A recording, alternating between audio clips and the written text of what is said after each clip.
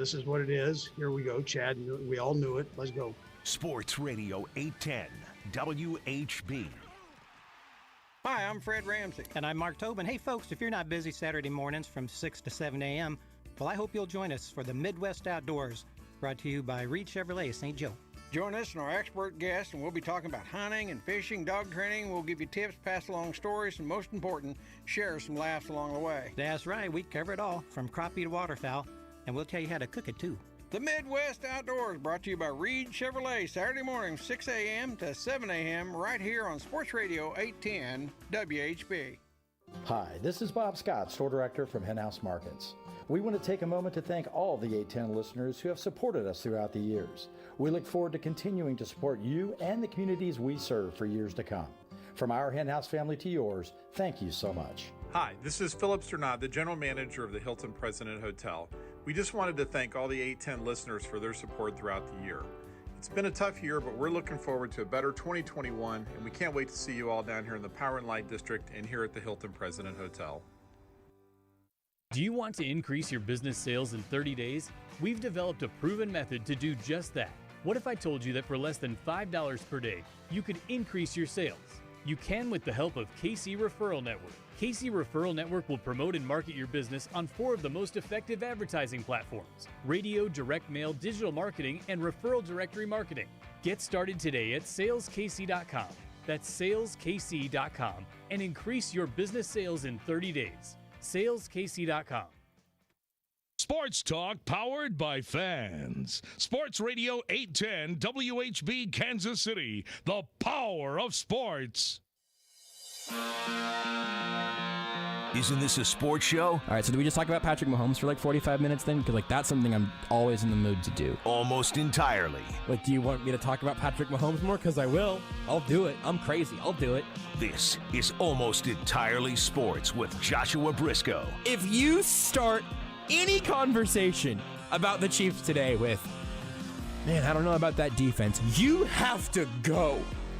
You have to launch yourself into another hemisphere. You have to jump on Patrick Mahomes' hand and let him fling you to the sun, which he can do. Take the show with you by listening on the Sports Radio 810 mobile app at 810WHB.com or by searching for Almost Entirely Sports wherever you get your podcasts. Mahomes on the rain, where they allow some deep play, where seldom is seen a check down or a screen, and you can win more than one playoff game. Okay, no, I'll do the show. Encore! I don't have another verse, I just have the one. This is Almost Entirely Sports on Sports Radio 810 WHB. It has been a minute since we've had a party popper to start off a show. I think this is gonna feel pretty good. Woo! Ooh. What was that energy, pop. Rudy? I mean, that one got it went a little bit higher than I thought it would. The Chiefs are going to, no, they are hosting their 3rd consecutive AFC Championship game next weekend, or this upcoming weekend. You've probably heard this stat by now, but if you haven't, I'd like to say it one more time because it doesn't make sense. The Kansas City Chiefs, the long-suffering, quarterback-starved, playoff-unsuccessful franchise of I was going to say the 90s and 2000s, but the 80s, 90s, 2000s, they are now the first team in the history of the AFC to host 3 consecutive AFC Championship games. It's only been done one other time. It happened on the NFC side. It was the Philadelphia Eagles. They were coached by a certain Andrew Reid. He's done it in both conferences. No one else has ever done that before. There's the stat now that I think Tom Brady's playing in his 14th conference championship game, I think. That is correct, yeah. That is unbelievable That's a record I don't know that Patrick Mahomes will break. He might, though, because he's 3 for 3. As I say, yeah, think about it. He's 3 for 3, and he still needs 11 to go. And it's totally plausible. It's just like what Tom Brady did is just wild. Absolutely bonkers nonsense what Tom Brady did and is continuing to do. In a conference with Peyton Manning. That's right. That's also true. But that I mentioned the Brady stat only because that is totally mind-shattering. And J.P. Losman. And Patrick Mahomes is 3 for 3 in years as the starter in not just going to, but hosting the conference championship game. Truly unbelievable. The Chiefs are doing that again. But my goodness, do we have things to talk about tonight? Because you could make an argument that any of like 4 or 5 different things deserve to kick off this show. I'm Joshua Brisco. You probably know that by now. The voice you've already heard is Rudy Salazar. He's running the board again. Beards McFly currently on the reserve/COVID-19 list, waiting on a little contact tracing, waiting on a couple of test results and whatnot. Hope to have Beards back. Right now, everybody seems good to go, just waiting to hear back. Crazy that he would fake being sick so soon after getting back in the rotation. He just wants to play a video game. I was on the same path. I would say he wants to play Cyberpunk, but it's a bad game. It's a bad game. I can't imagine It's a bad game that he's already apparently beaten like twice now, and he's not here to tell us it's not a bad game. It's because he's forcing himself to like it. For sure. The way he talks about it is how you talk about something that you really want to like, but it's disappointing you on the inside, but you're just trying to convince yourself, no, it's okay. You smile. Listen, there's been research done that, you fake a smile long enough, you stand confidently, and you get the feeling of being happy, you get the feeling of having that real confidence. That's what Beards is doing. Trust me, I'm an expert in this subject. Yes, and faking confidence and happiness. And happiness, yeah. Just hoping that one day it comes true. Yeah, I'm an expert. I'm the Patrick Mahomes of that. You should lay down. How are your senses right now? So here's the thing. So we could start in like 5 different places. One, we could start by talking about Cyberpunk with Beards not being here to tell us it's actually a good game. We'll probably save that for later. We can talk about the fact that the Chiefs are going to another AFC Championship game, and it feels sort of just normal already, which just try to hit the snooze button back to 3 years ago and tell me that an AFC Championship game every year would be the expectation. There's that element of it. Then there's the element of the fact that I think we all collectively were able to go back in time to a pre-Mahomes era on Sunday versus the Browns, because the Chiefs went back to a pre-Mahomes era. Because Chad Henne had to come in and finish that game, and that game felt different with Chad Henne in it. I know that is not the sort of analysis that is going to forever change how you think about football and Patrick Mahomes and Chad Henne and the like. But it felt both very, very weird and also really, really familiar to go back to a game where you're not sure that your quarterback is going to do the right thing and that you have the lesser quarterback between the two teams that are out there. We haven't felt that in a really long time. It was, I guess, Matt Moore versus Aaron Rodgers in a game that last time in a game that mattered. We went, oh boy. But the Chiefs had that happen on Sunday, obviously. And there's the update that we have on Patrick Mahomes. And so I'm going to actually start there just because it's going to color everything else that we say for the next 2 hours and 50 minutes. Also, it's a Tuesday. Seth Keysor's on vacation, and he made some time for us. So we'll talk to him at 10 o'clock tonight. Breland Moore of KCTV5, who has covered both the Chiefs and the Bills. She will join us here in a little bit less than an hour. Seth in a little bit less than 2 hours in a 3-hour show here tonight. So that's the plan. But here's where we're at right now on Patrick Mahomes. We've gotten a series of reports. The first piece of good news came from Jay Glazer late Sunday night on Fox's show. And he said that there is a lot of confidence that he'll be able to go against the Bills. That was sort of the first positive report there. And he also said that Mahomes was in the concussion protocol, which was later confirmed by Andy Reid and has been talked about a bunch now, but that it wasn't necessarily for a concussion. It had more symptoms correlating with being knocked out, which is what it sort of looked like on the field, because Patrick Mahomes did not get his head. He was not a helmet-to-helmet hit. The linebacker who hit him, his helmet basically hit kind of to the left of the M in Mahomes. It was almost his back kind of shoulder. Not helmet-to-helmet. His head did not hit the ground, but he was sort of in a bit of a chokehold as he went down. Super weird, and he came up very wobbly.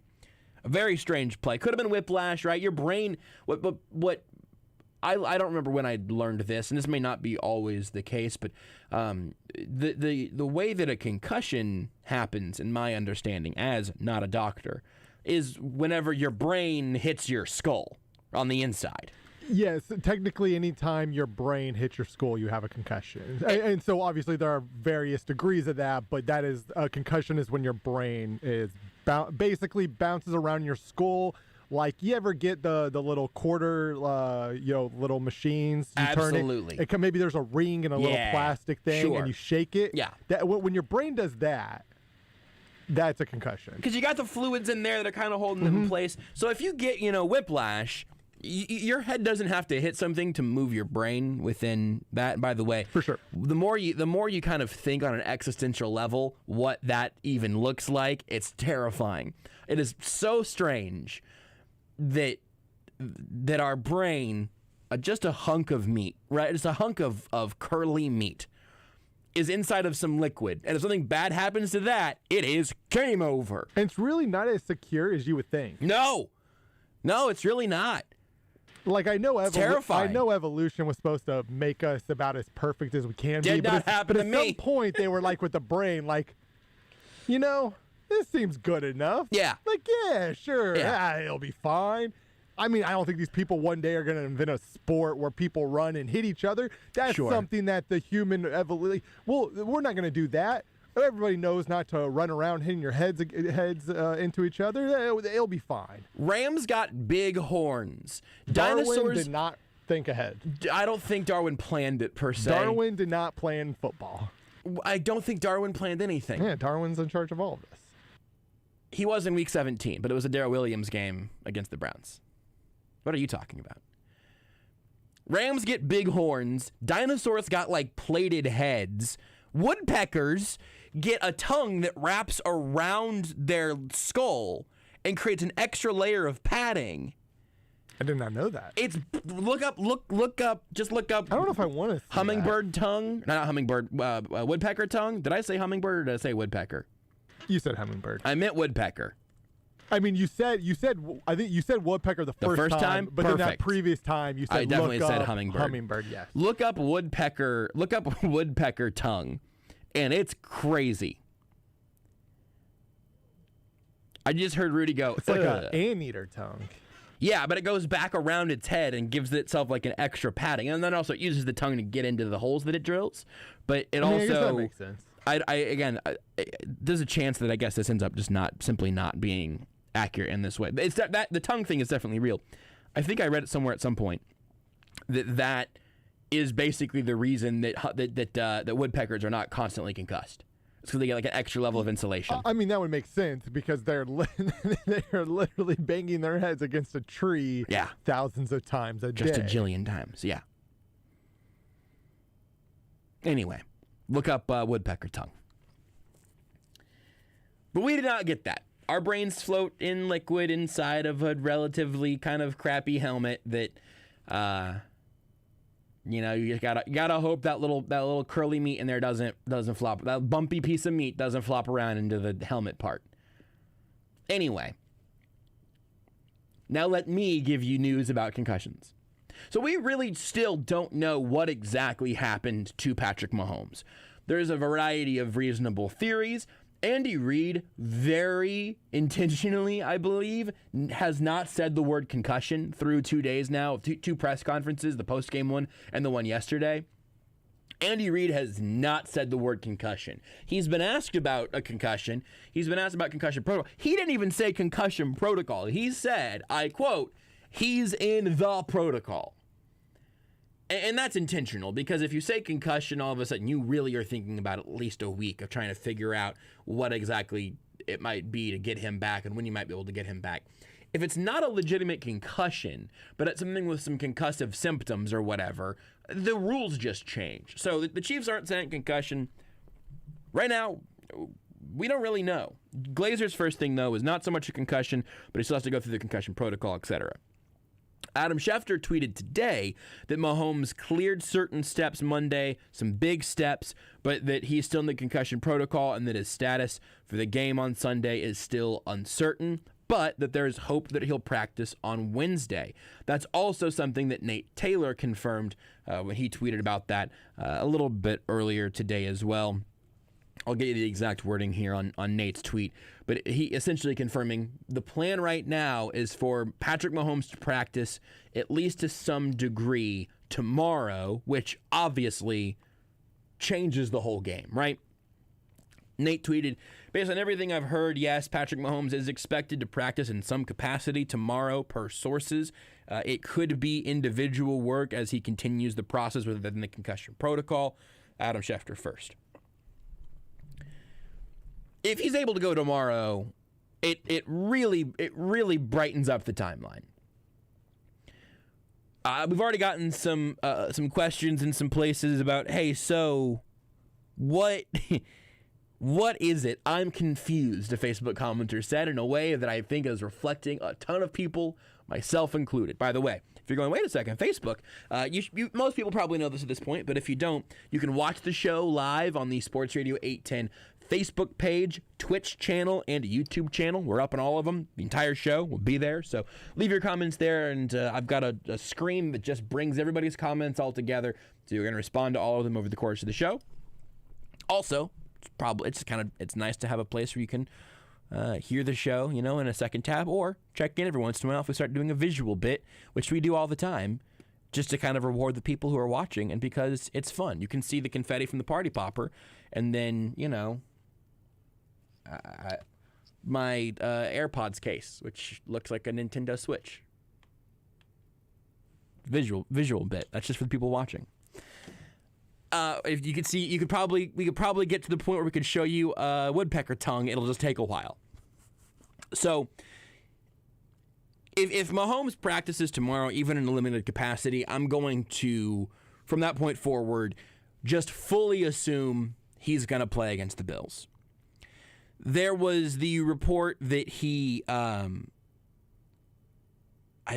honestly cannot remember where this one originated from, and I'm not trying to play a little radio game of not crediting the bad guys. I think Carrington might have had this one, so I'll just say that. And if not, he's had a bunch of stuff happy to give him credit for. Not trying to shield the credit away. There's been a lot of people who've had a lot of pieces of this, but there was the report that Mahomes failed one part of it could not answer one question correctly about a game situation within the concussion protocol, and that's what ended up knocking him out, and where he couldn't return against the Browns. If that's the case again, that bodes well for this point forward. It's also a reasonable reason for him not to have been able to go back into the game against Cleveland. But you saw him hop up and run into the locker room, and I think this is also Glazer that said that he was actively trying to get back into the game, which should not be surprising. He was allegedly trying to get back into the game against Denver in the middle of the season with his kneecap just being popped back in from the side of his leg to the front of his leg. Patrick Mahomes is going to try to play football whenever possible. It at this point, not really with any, big additional pieces of information, but just sort of kind of aggregating everything that everyone has said so far. My educated guess is that Mahomes probably practices in a limited capacity tomorrow. Then we see Thursday or Friday a full participation, and then he plays on Sunday. That is my educated guess at this point. Not an exclusive report. Please don't tweet that with breaking news. But that's my guess at this point. And the caveat is obviously that head injuries end up being a different game, and we don't know if it is a typical concussion, a strange concussion, not a concussion at all, but it is definitely a head-neck injury. If he got choked out and his brain's totally fine, if his brain never hit the inside of his skull, which is a crazy thing that can just happen, even if it's not that, if it wasn't that, it was a head-neck injury, and that category of injuries just gets treated differently for two main reasons. One is because of the seriousness of it, and two is because it's way harder to tell. You can probably figure out whenever a muscle or a tendon or a bone is ready to get back on the field. Stuff like a head and a neck injury, the impacts of those may not come for years. They're not easy to see necessarily at the front end, so there's just so much uncertainty there, which is why in this case, genuinely, every single day matters in a major way, because it's going to indicate if he can actually play on Sunday or not. We also all saw him visually have a side effect of a concussion. Whether or not he had a concussion, him stumbling, not looking dazed, right, feeling a little dazed, that's obviously a side effect of concussion. Doesn't mean he had a concussion. Trying to stand up, absolutely. Yeah, but like it was on national television where millions of people saw it. Like anytime you show a visual, anytime you show signs of a concussion, you're going to go into concussion protocol. Yeah, which is the smart thing to do. And it sounds like he got through all of the concussion protocol except for one question or whatever, and then you've now failed the concussion protocol and you're out for the game. That's how the system works, which is good. You simply shouldn't let players. I got so angry I smacked my microphone. You simply shouldn't let players just decide if they're good or not in terms of a brain injury. That's what the doctors are there for. The independent neurologist is there for. A Facebook commenter said, doesn't it depend what the doctors say? Absolutely. Absolutely it does. That's sort of what I'm factoring in terms of the educated guess, is that they're going to give him the clear to work on a limited basis tomorrow and continue working back through all of the steps of the protocol. There is also a difference between, like, hey, in a more traditional concussion, let's say, there's a difference between I can be in sunlight and I can get hit in the head again, because Patrick Mahomes is going to get hit in the head again against Buffalo if he plays. The severity, no idea. Dan Sorensen had that hit at the goal line that was, we can argue about if it should have been penalized or not or whatever, not particularly my focus at the moment. That was a helmet-to-helmet hit that both dudes hopped up from. Patrick Mahomes got tackled awkwardly and had to leave a playoff game, and then now his status for the AFC Championship game is uncertain. It's just the most sort of fluky freak thing that we will now have to wait on that independent neurologist and the doctors within the building to figure out what actually happened and what is the timeline, what does he need to do to show that he's clear and ready to go for the AFC Championship game. And those are moving goalposts. It's just, it's uncertain, it's difficult, because there's not an easy answer to, if you get hit in the head again, will this have long-term repercussions? Are you good to go? Figuring those things out in real time is really hard. It's been really hard for a very long time, obviously. Also, if it was, say, a nerve injury and not a head injury, not a concussion, nerve injury is still it's still pretty serious, right? Like you don't want to throw Patrick Mahomes out there with a potential nerve injury. So I mean, I totally get why, where it's like we're all praying he doesn't obviously have a concussion, and there's a sense like if he doesn't, then obviously that bodes well for the Chiefs. Still got a nerve injury, though, that obviously caused him some sort of enough discomfort that he couldn't walk. And you got to check that out and make sure he's okay. Right.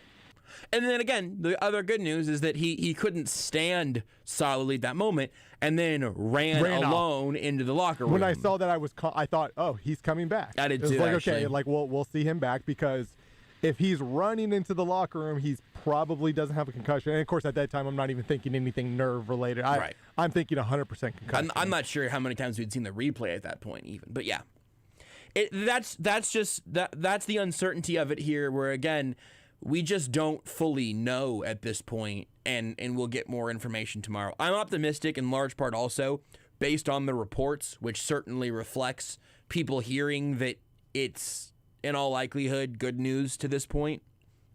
People hearing that the Chiefs expect him back. They have a better feel for where he's at right now, and they're certainly factoring in the concussion protocol as the thing, not just even a major part of the thing, but the thing that Mahomes has to complete or beat, if you will, to get back for the Bills game. The other thing, I mean, I saw a couple tweets about this that I don't think this is unreasonable, especially with the lack of information that we have right now, which is still a pretty sizable one. It's an okay, because I saw this tweet, my first thought was, I think this is being kind of dramatic. It is okay to say, hey, should they be kind of rushing him back for this?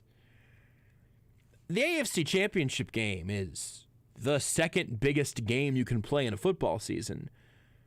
But if you're worried about concussions, subconcussive hits, all of those things stacking up, Patrick Mahomes is under contract for a decade here. Like, are we nervous at all about the repercussions of a head neck injury and then him playing a week later, even if all of the results end up being the best case scenario? I think that's a fair question to ask. My inclination at this point is again to say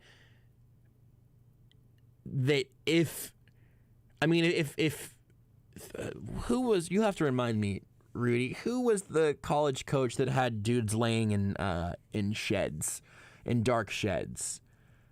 It wasn't Mike Leach, was it? It was Mike Leach. Was it really Mike Leach? Boy, that's disappointing, because I just want to like him, but I know he's got a whole series of problematic things. It was Adam James, who's the son of Craig James. That's who, right. At the time, I believe, was working for ESPN. Yes.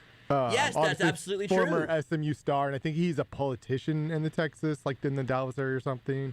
Now was working for ESPN at the time. He was working for ESPN at the time. Yeah, his son was in there. I think his son recorded a video of it, even of him being in the shed, and that's how it became like obviously widespread news. Yeah, which obviously led to his firing. Mike Leach did dance away from that pretty successfully, I think. It seems like. Yeah, seems like he just has long answers about nonsense to the media, and that's kind of the only thing we talk about at this point. Yeah, and like not to get too off track, but like that same offseason, Mark Mangino got fired for allegedly putting his hands on a player. Jim Leavitt got fired from South Florida, and both of those two continued coaching in various aspects, but neither of them have had the chance to be a head coach again. Whereas Mike Leach missed, I imagine, he was out for a couple years, I think, maybe, and then ultimately he ends up back at at Washington State, and now is at Mississippi State as the head coach. So I mean, like, he was out for a little bit, but he got back into head coaching, whereas Mangino and Jim Leavitt did not. Just sort of odd how we do that sometimes. Anyway. If Patrick Mahomes was laying in a dark shed for a week and then came out staggering on Sunday, no, the Chiefs should not give him his helmet. Absolutely. And then not to say that he should now play helmetless. He should be unavailable at that point. And you can try to win the AFC Championship game with Chad Henne, which is a thing that I think the Chiefs can do, by the way. With Andy Reid, yeah. I wouldn't bet on the Chiefs, but Andy Reid could come up with a game plan. I really, really like Josh Allen in Buffalo. They did score 17 points against Baltimore. Yeah. They're not this juggernaut. Again, they're not the Chiefs when the Chiefs are at their best. Again, I really like them. And when they are at their best, they are a scary team. The difference being that the Chiefs play more obviously consistently at their best when Mahomes is essentially healthy. Right. Than Buffalo does. I also think Buffalo probably favored in that game. Absolutely, would be rightfully so in my mind. Yeah, but we'll talk more about the. There's a typo on NFL Network right now. They're replaying Chiefs Browns in the top right corner. It says AFC Divisional. and the little CBS logo, and underneath it says 2020. I guess they could be going with the year of the season, maybe that's what they're doing. Feel like I'm giving them a lot of credit. Anyway, I got distracted because I was proofreading a TV screen. I'm happy you did, because it reminded me that I need to put the liners in when we toss a break. Why? How did that help? Because it gave me like a little bit of time to like make sure they were there, because I thought you were about to toss the break, and I was like, oh God, I'm not ready. No, so you're you getting good. distracted bought me the time I needed in case you were about to toss a break. I wonder how often that happens, where me being distracted gives you the time to like do something. It's been a while since I've been back here. I'd forgotten about the liners to break. But we'll talk more about this probably just next segment here. But like that 4th and 1 play to close out the game, Chad Henne completed the pass, but Andy Reid did everything except throw it and catch it. That play was essentially unguardable. We'll talk more about that in a second. A Facebook commenter where you can watch the show on the Sports Radio 810 WHB Facebook, Twitch, and YouTube channels. Leave your comments in all those places. A Facebook commenter has said that I'm wearing a Canadian tuxedo, and then said, bro, WTH. 2 things. 1, if I would not apologize. 2, I'm not. Here's a visual bit. Ready? I've got these blue sweatpants that do look very denim-esque. They're just blue sweatpants though, and I am absolutely wearing a denim jacket. But I would not apologize if I was. I don't go denim over denim a lot. This is visually pretty close to denim over denim. I understand. You're watching through Facebook, so you're not getting a 4K stream right now. I understand. Looks this way. Thank you, Rudy, for really framing it up as well as possible for the audience. But this is, zoom right in on my crotch. Reel in on the groin. Yeah, try to get a nice. Really, you know what you ought to do, Rudy? You ought to just get a nice center the shot right here on Dick Justice, the wiener dog mascot of the show. Yeah, zoom right in there on Mr. Justice. Well, this has been a horrifying turn for the visual portion of this show. Let's take a break. Whenever we come back, I want to talk about that 4th down, the choice, the play, the players who made it, and I want the Facebook and the Twitch and YouTube video to unzoom from my crotch. Those are all the things that I would like to do and have accomplished by the time the next segment gets here. Want more Almost Entirely Sports? Watch the show live on the Sports Radio 810 Facebook page. Small business owners don't have the patience for nonsense, especially when it comes to their internet provider. They want the best services for the best price. Simply put, that's Spectrum Business. They give you great value, zero nonsense. Just call 833-919-2121. You'll get fast, reliable internet and phone with no contracts and no hidden fees, all for a price that could cut your bill in half. Spectrum Business. Call today, 833-919-2121. Do you have chronic joint pain, not having success with steroids, but trying to avoid surgery? Well, thankfully, there's a better way, and now it's available in our area from the medical professionals at QC Kinetics, now off 435 and State Line. This is Stephen St. John, and I'm talking about new therapies, advanced all-natural regenerative cell treatments that not only give you relief, but speed up the process of healing and repair. If you've got pain in your knees, shoulder, lower back, hips, or pain from arthritis, or even pain from an old injury, you need to learn more about these potent new regenerative solutions. Call now for a free consultation. QC Kinetics, 816-412-6299. These remarkable new treatments increase mobility, decrease pain, and restore tissue. They actually allow your body to heal itself. Regenerative medicine is here. Don't wait. Call today. QC Kinetics off 435 and State Line, 816-412-6299. That's 816-412-6299.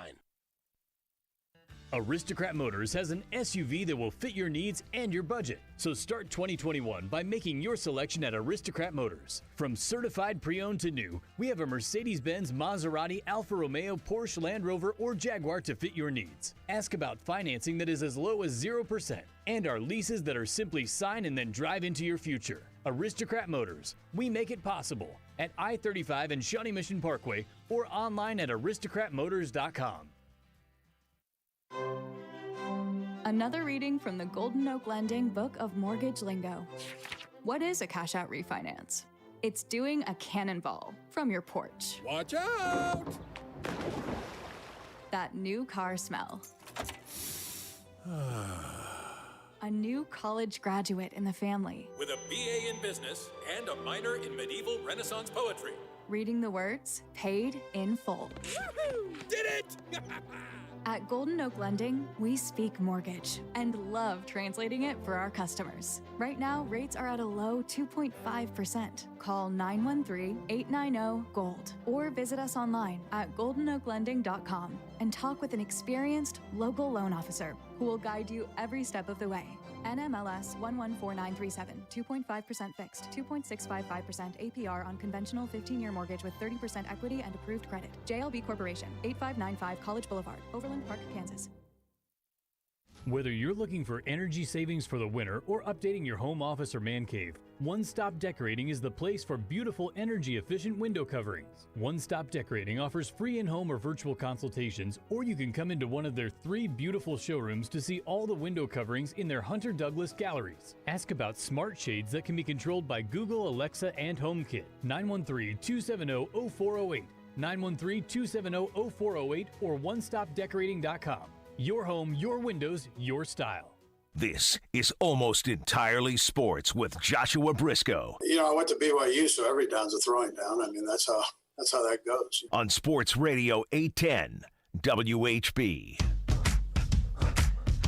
I still think Andy Reid is probably about 75% as aggressive in some situations as I would like him to be. But that clip from his press conference yesterday, every down's a throwing down. Oh, Andy Reid. Oh, you sly dog. Oh, you get me. That's so good, man. Remember whenever people used to make fun of Andy Reid for not running the ball enough? I might have been a part of that whenever I was like 12, but I would like to retroactively apologize to my past self, my future self, my current self, past Andy Reid, current Andy Reid, future Andy Reid. The dude was ahead of the curve. I remember even just now, obviously, like Mahomes wasn't the starting quarterback this time, but like Kareem Hunt's rookie year, I remember people complaining like in certain games, like we're not giving him the ball enough. It was just like, so like it wasn't even that long ago. Hopefully Patrick Mahomes will be the guy that changes that for Chiefs fans forever, you know? Because he does change the rules, like on an almost literal level. One question that came in on the text line, 913-912-4810. You can text it there. Rudy's got the text line on lock. I've run out of screens eventually, but Rudy's keeping an eye on that. Someone asked, well, if he doesn't have a concussion, why would he be in the concussion protocol? A good question. The answer is because the protocol is about trying to verify your brain health, basically, right? That might be an oversimplification, but whenever, like, he stood up and was wobbly, right? He had physical, visual evidence of a concussion that would set off a radar for anyone. Not just the neurologist, but every fan went, "Oh boy, that looks like a concussion." I text my dad simply, "The season is over." Just within seconds. I want to go back to 2020. This year sucks, but so it's really obvious why he entered the concussion protocol, right? We all get that. You saw it. And then he apparently failed the one of the questions shortly thereafter during the game on Sunday, which after that he was ruled out, right? Am I off center, Rudy, on the Facebook feed? Not maybe just as a person. I definitely am as a person. That's unquestionable. Do I need to scoot? I don't know. I feel like I'm over that way too far. Just give a little nudge. Why did I get distracted by that during the second segment? No idea. Well, and sometimes this is the problem of the zoom in visual gag. Obviously, when you're trying to reframe it, I cannot see the lower third. You don't know where I'm gonna be necessarily. I have to use the preview camera, and then I don't have the lower third. So you can kind of get it somewhat right. No, you that's can't a get good it call. Entirely right. Almost entirely right. You got it. But exactly. But last segment you zoomed right in on Dick Justice, the wiener dog, and the mascot we have right here, and that threw off the framing. I forgot about that. Anyway, we all know why he went into the protocol. Now we have the information as to why he was held out of the game.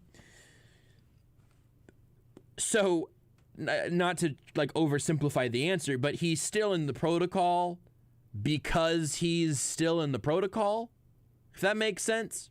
He entered it for reasons we all saw that were very obvious, and he has to clear the hurdles that are in the way. Now, if he doesn't have a concussion, theoretically, the next several steps will be easier for him to clear than if he had gotten a concussion, but he entered the protocol because of the red flag, and then had another red flag, and so now he's got to clear the protocol to make sure that he's good to go whenever he's good to go by. Rudy, I saw you put your hands, your face in your hands. Yeah, so we got a text that just came in. 913-912-4810. Yeah, a texter says, I think we are struggling to decide what is more important, making history with back-to-back Super Bowl wins or preserving the most important piece of the Chiefs franchise. Based off his previous tweets, the importance to him is the back-to-back Super Bowls, because he also mentions how it's the most significant historical achievement in U.S. sports history. Interesting. Yeah. I don't think that you can say it's the most significant sports accomplishment in U.S. sports history, because teams have won back-to-back titles before, and I think it's probably harder in the NFL than it was for like in the NBA or maybe in. I mean, it's a great achievement, but it'd be amazing, right?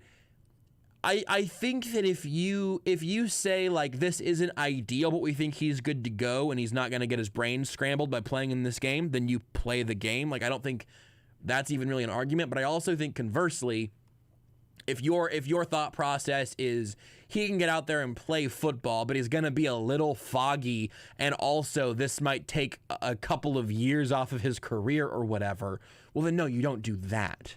You can't do that. Winning back-to-back Super Bowls would be a blast, obviously, and a great achievement. But the Chiefs they didn't sign him to a 2-year extension. It was a 10-year extension, because you want to have Patrick Mahomes doing similar stuff in 2030. We want to be talking about 5 Super Bowls in 10 years or whatever. I don't know. The main thing there is we can nitpick over the terminology there, but I don't really think that's actually a conversation that is being had or needs to be had. I think it's simply, can you clear the protocols? Can you play at your usual self's level? If the answer to those two things are affirmative, I don't think that math has to be done as to what are you willing to sacrifice of Patrick Mahomes for him to play in an AFC Championship game. Also, by the way, again, let's say that this is something that knocks him out. He's just, tomorrow they rule him out, which is not going to happen regardless, but whatever. Let's say tomorrow they just say Patrick Mahomes is out. Well, now you've got Chad Henne. And then, if he can win that game, 2 weeks where Mahomes can continue to get better than to come back to the Super Bowl, which you would expect to happen. At this point, though, it seems like all the signs are that he's going to practice in a limited capacity tomorrow. If he missed one of the concussion whatever questions during the game, you would think that he'd have a pretty good run-up on the other hurdles happening right now. And it sounds like, again, there's some considerable optimism around the organization at this point that he will, again, practice in a limited capacity at least tomorrow, and then ultimately be able to play on Sunday. I don't think we have to do kind of the mortgage your future for the present thing. The other thing is if you've got a foggy Patrick Mahomes, is that good? Does that help? I don't know. Mm-hmm. I don't think that I don't think that equation really needs to be done, to be honest. And the reality is, Reed, Veach, and Hunt, I'm insanely confident are not going to do anything to jeopardize the future. Because again, the investment in Patrick is, I believe that they are smart enough to see that, hey, winning a Super Bowl this year would be great. And again, from everything we've seen, Patrick Mahomes will more than likely play this week, and more than likely he is all right. He will be as healthy as a player can be at this point in the season. The report suggests that. I go with the reports because these people know more than I do.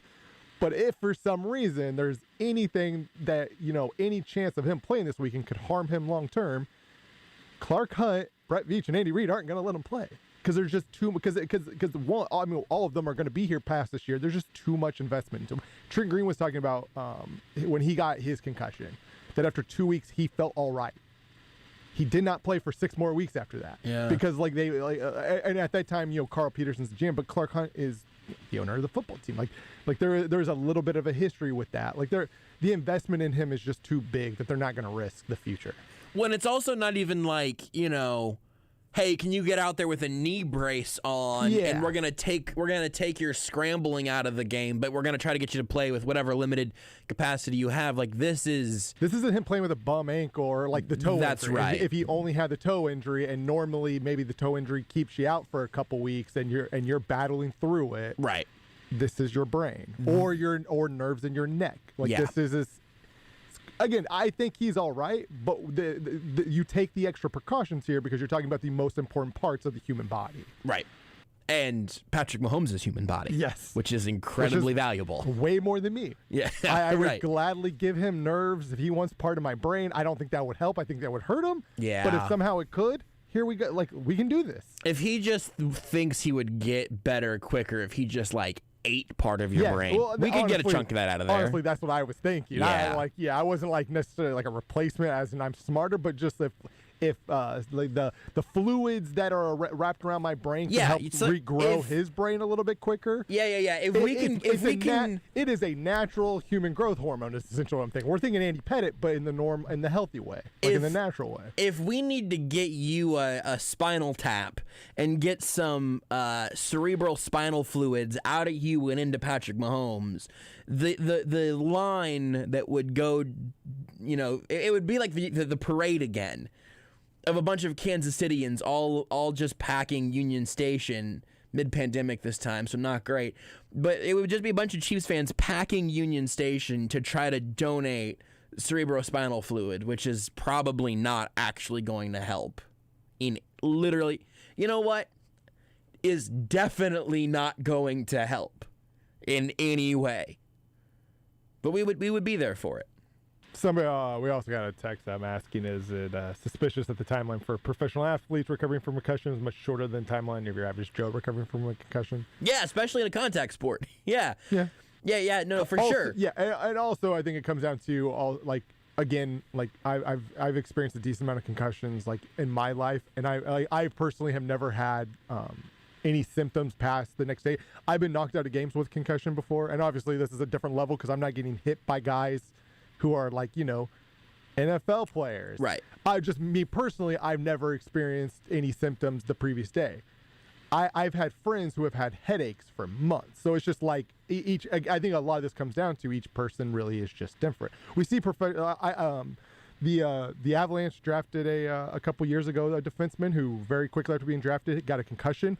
It was about 18 months before he ever played a game again. Wow, yeah. And he just kept having symptoms. Which is another reason that I think we should probably be somewhat optimistic about the fact that Patrick Mahomes' deal did not look like a traditional, for sure, head pinballing between a helmet and the ground sort of concussion. I do need to correct you though, Rudy, because you said you weren't being hit by NFL players, yes. But there was that one time that you missed a break during crunch time, and Grunny came in there and he just gave you a big wallop on the side of the head. That's a great point. I did forget about that. With his head, it was weird that he thought I'm gonna head, but he's got NFL forehead strength. He's NFL head strong. That's exactly right. He'll take you on, like the Trapped song. Is that a?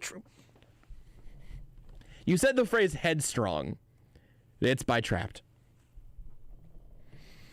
I've just never heard the word headstrong that way that wasn't in a reference to that song that goes like this. It's very, you know what I'm talking about. Let's call it headstrong. Anyway, you were out for like 30 minutes. None of us knew what to do. Still a little foggy. Honestly, I don't really remember it. I'm just taking your word for it. Yeah, it was honestly, it was upsetting. It does explain the like 6 weeks that I just don't really have much of a memory of. Yeah, it's because Grundy kept doing it for 6 straight. It was weeks. just one hit that was so hard that just 6 weeks was a days. Other than that, though. Anyway, somebody in the Facebook comments wonders if the accelerated timeline thing for professional athletes might be in part because they've got closer medical attention and whatnot. I think it's multifaceted. Because girlfriend Renee had a concussion a couple of years ago, like, I don't know, 2 years ago at this point now, something like that, 3 maybe, I don't know. But that was like a whole deal for and it was a not going to work, sitting on the couch, not really looking at a screen kind of thing for an extended period of time. That is going to change from a case-to-case basis. And also, teams are invested in getting their players to be able to play again. But you also have instances of, if it's someone's first concussion, maybe they feel fine in 4 or 5 days, which is usually what we're talking about. And if it's somebody, think about like Mitch Morse has had, who the Chiefs will be playing against this weekend. They just had the play. Hold on, I'm going to watch this again on the replay on NFL Network here. That play just happened. And Mahomes goes to a knee and tries to stand up and then just sort of starts like bobbling again. Even if he got it figured out by the time they got to the sidelines, it is every sign of a concussion that you would expect. And everybody's seen it. And everyone saw it, right? That's the thing. I'm not saying by any means the Chiefs would do this, but just in general, if nobody saw it, you can maybe brush it off a little bit because you're like, oh, hey, he passed all these tests, yada, yada. Nobody really saw it. Everybody saw it. It's just crazy because the whole chokehold theory thing, it was half a second, but his head never really hits anything. There is just sort of that whiplash of his head goes down and almost hits the ground, but then gets stopped by the tackler's arm. I don't know. They're gonna, and the other part of it though is, again, like I said, they're gonna try to get him to play. The Chiefs would like him to play. I'm sure Absolutely. He wants to play. It's gonna be so dependent on the symptoms that he has, and honestly, I should say that if he does practice tomorrow in a limited capacity, that is not a guarantee that he'll be ready to go by game time. That's just a step that will be a net positive as long as it's that and then not a step backwards. But it's just going to be a week of this.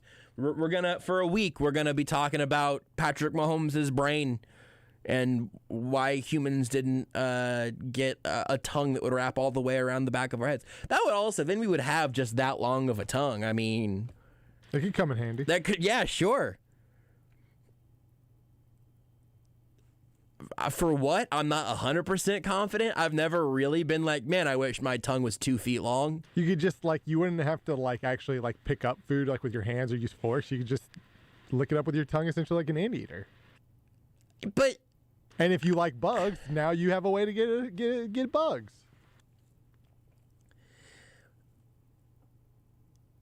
I don't think I could pick up a hamburger with my tongue. I'm talking more smaller foods, I guess. Not like a full-size hamburger, but like a French fry or two? Sure. Do you think you can pick up a French fry with your tongue now if you bend over to it? Oh, yeah, absolutely. Yeah, a French fry? Yeah. Not with your teeth, with your tongue. Yeah. With a French fry, yeah. I think I could get one, but it seems laborious. Yeah, but we have short tongues. If we have long tongues, I don't think it would be that much of a challenge. Certainly lesser a challenge. The first thing I would do if given that power would be to immediately turn my tongue into a knot so I could make a stupid joke about being tongue-tied. I mean, it would be the first thing I would do. Then I would start trying to find a cat somewhere and see if I could get it to just grab onto my tongue. Because the cat would have, you get it. You get it. You're laughing. It was funny. Let's take a break. At JB Briscoe, at Beards McFly, at Not That Rudy, at Sports Radio 810. Just do it already. Hi, I'm Rick Edelman. The inauguration is fast approaching, and we can all expect new laws and regulations affecting the economy, taxes, student loans, trade, commerce, and more. What does it all mean for your investments, and what should you do now as a result? Get the answers in my special presentation on the election and your investments. The webinar is Tuesday, January 26th at 3 and 8 p.m. I'll show you the impact political parties have had on the stock market, and I'll also give you the 3-step investment strategy you need right now. The webinar's free. Just register at rickedelman.com. That's ricedelman.com.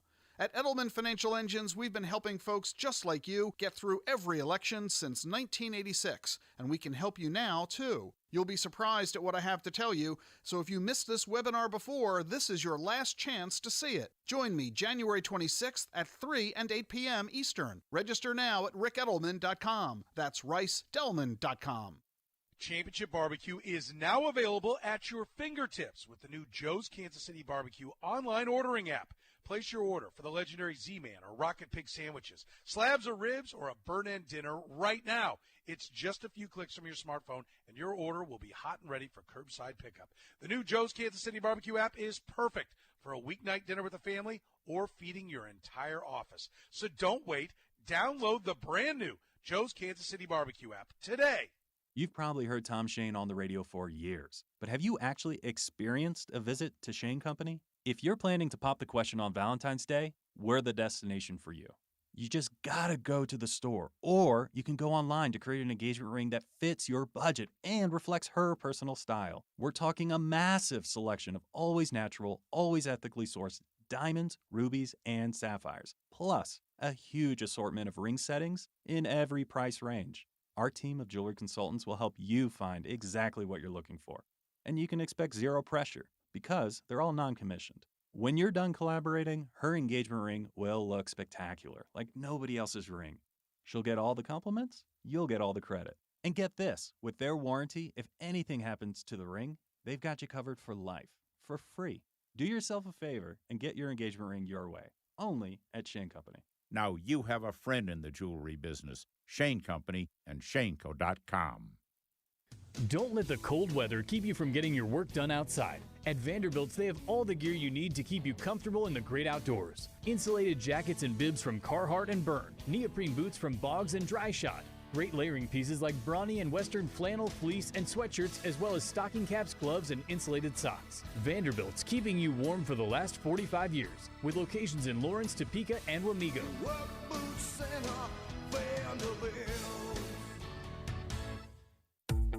More time at home means more laundry at home and more wear and tear on old appliances. But it's the perfect time for a trip to the Home Depot or HomeDepot.com. Right now, save on a Samsung top or front load laundry pair. Your choice, just $698 each. Save up to $600 on the pair.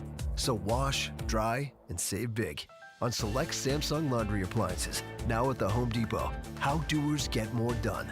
U.S. only while supplies last. See store for details. Gas dryer extra valid through January 27th. This is Almost Entirely Sports with Joshua Briscoe. One thing that I think you just misspoke on. Around here, we refer to Patrick Mahomes by his full name, which is one of the best football players ever, according to Brett Veach. Patrick Mahomes. I don't know if you just sort of like glossed over that. On Sports Radio 810 WHB.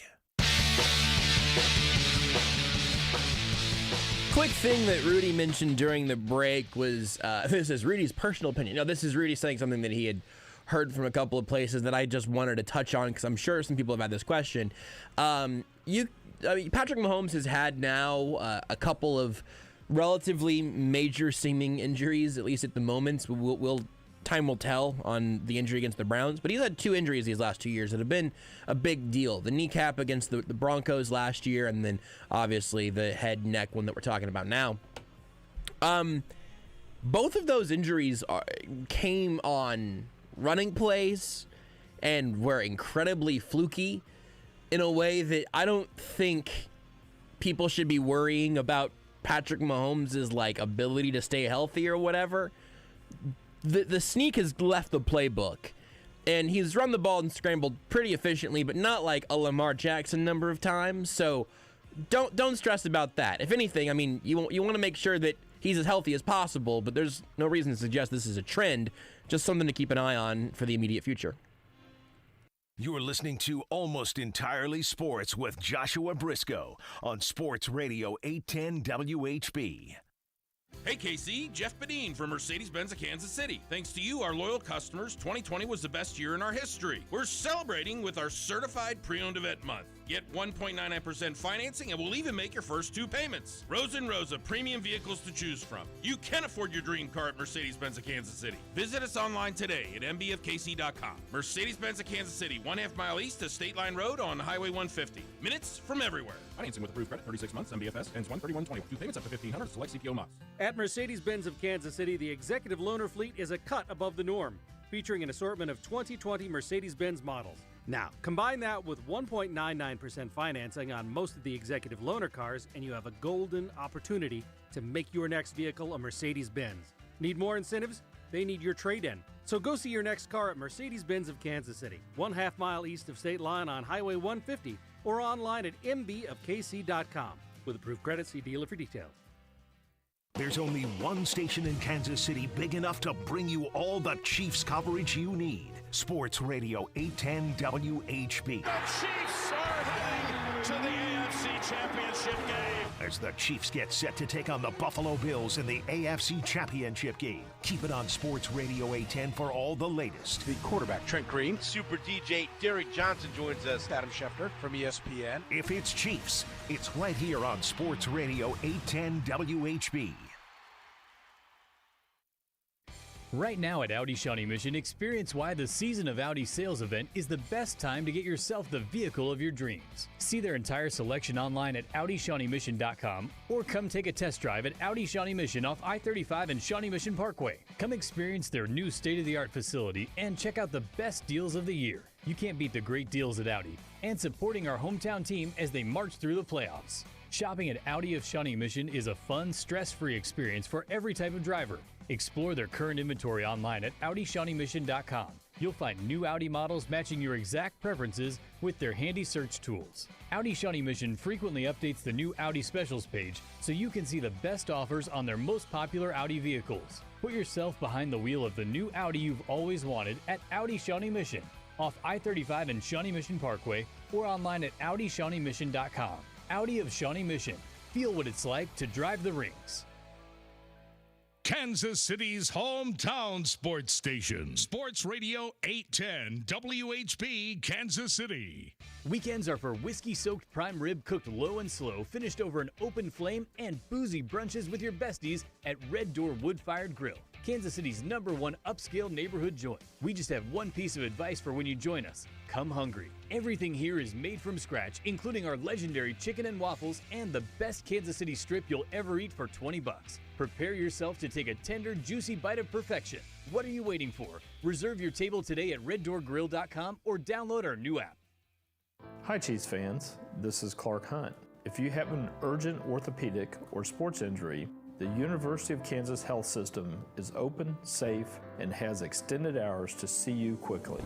You deserve champion treatment from the experts who treat the Chiefs. Request an appointment at kansashealthsystem.com/sportsmedicine. We're proud that the University of Kansas Health System is the official healthcare provider of the Chiefs. A KC tradition since 1957, Hereford House is a locally owned steakhouse that has served generations of Kansas Cityans. Hereford House exclusively serves certified Hereford beef, which has been proven to be naturally more tender and flavorful than other brands. All their steaks are aged 21 days, hand-cut daily, and grilled over an open charcoal flame. This process provides a wonderful aroma and delicious flavor that cannot be duplicated by any other cooking method. Hereford House, Leewood, Independence, Shawnee, and Zona Rosa. You're listening to Almost Entirely Sports with Joshua Brisco. You know how they introduced the Queen, where she's like, yes, Her Majesty, Queen of the United Kingdom and Northern Ireland, and whatever else they say. On Sports Radio 810 WHB.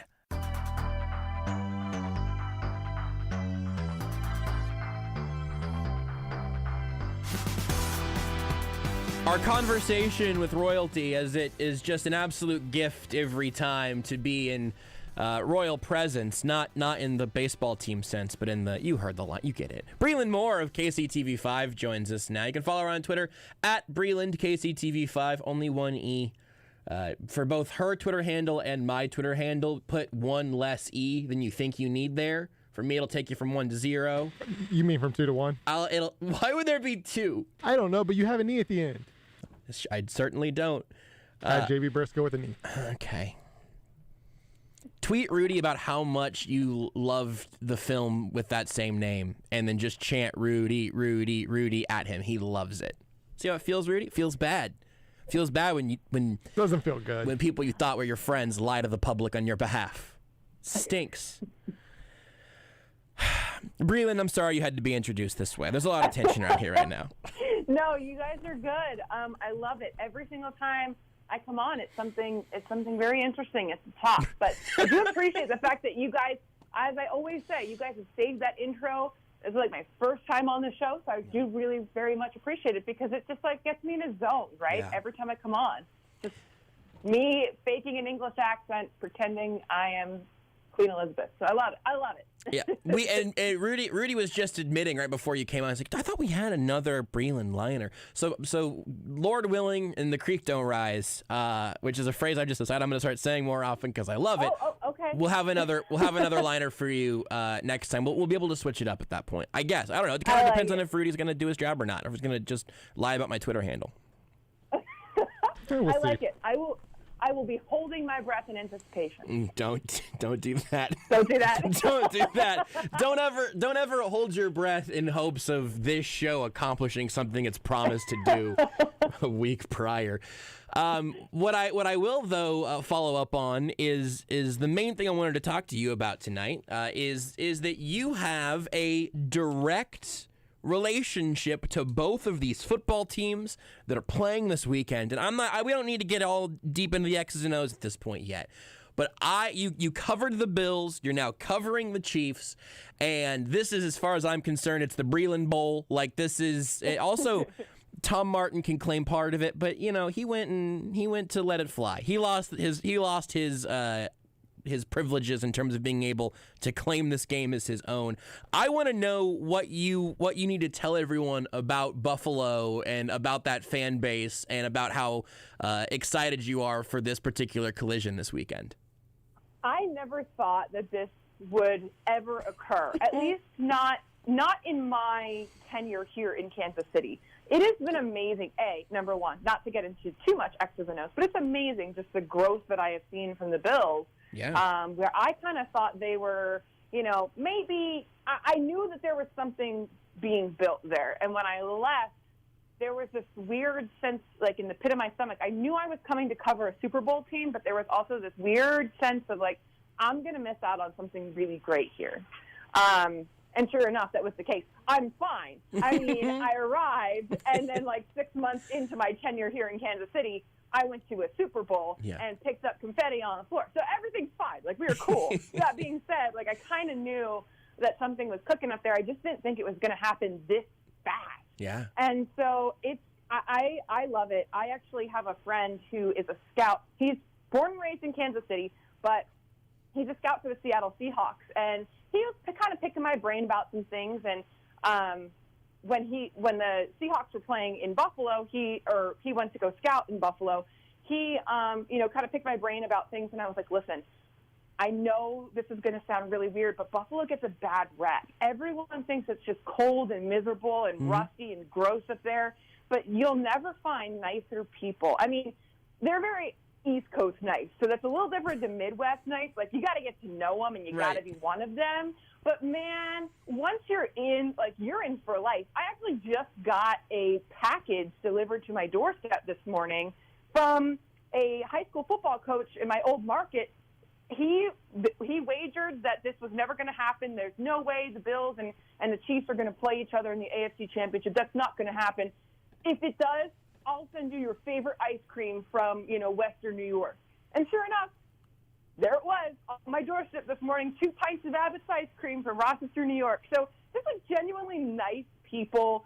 Bills Mafia was always just so great. And the thing that is so striking about them is that they have 2 speeds, right? You see those crazy things going on at games. I will not mention what occurred when they used to play the Patriots and Tom Brady was there, but if you so choose, there were inappropriate items thrown on the field. Yeah. So, you can Google that if you'd like, if you're really curious. But, there's that stuff. Pinto Ron is this guy who drives this old Pinto, and his actual real name, I believe, is Kenny, but everyone calls him Pinto Ron. I don't know why.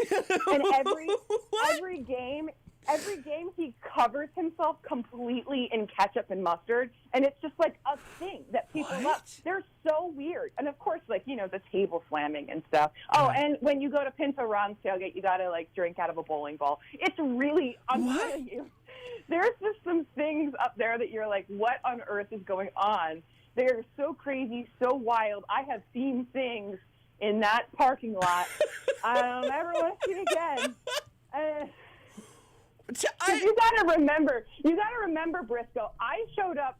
This was not the Bills team that I covered. Yeah, right. Right. I was there with Rex Ryan.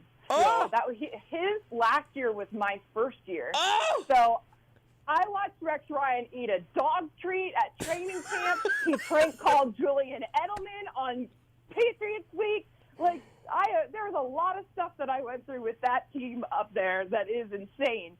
But on the flip side of Bills Mafia and all the craziness that goes on up there, I have never, ever, ever in my life seen a fan base that is so philanthropic. Everything.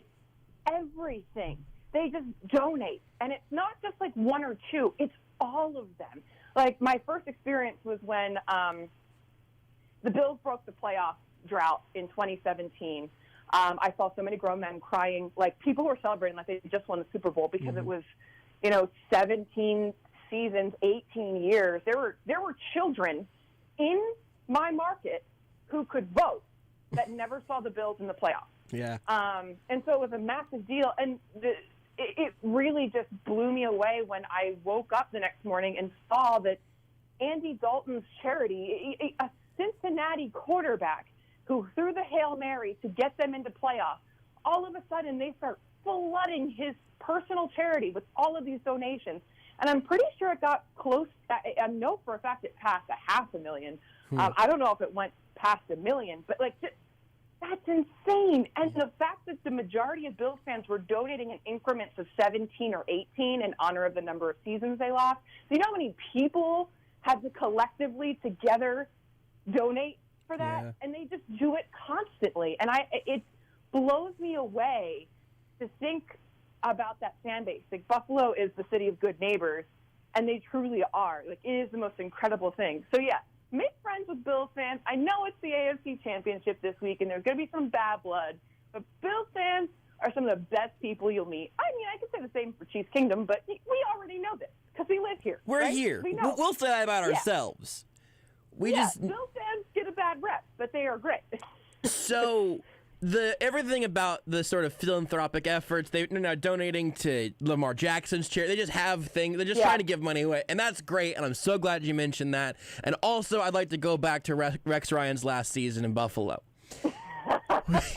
Why? Oh God! Why did he eat a dog treat? First question. I don't know. Really. Why did he prank call Julian Edelman? I don't know.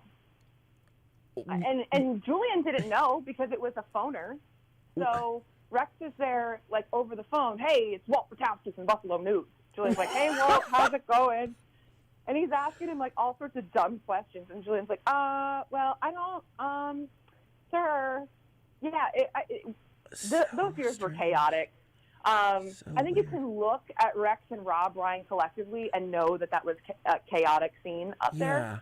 Yeah, I just want to know. I want to know everything about what that year was, because Rex Ryan's crazy and Rob Ryan's probably crazier, and they both know that. Like I would say that to them, and they would be like, "Yeah, that's correct." But what Rex would pull up in that custom, like, remember that? I don't even know if you were aware that he drove like a custom, like, wrapped truck with like all the Bills logos and stuff on it. No, but why wouldn't he have? I didn't know that, but somewhere in I didn't know that in my brain, but I knew that in my soul. Yeah.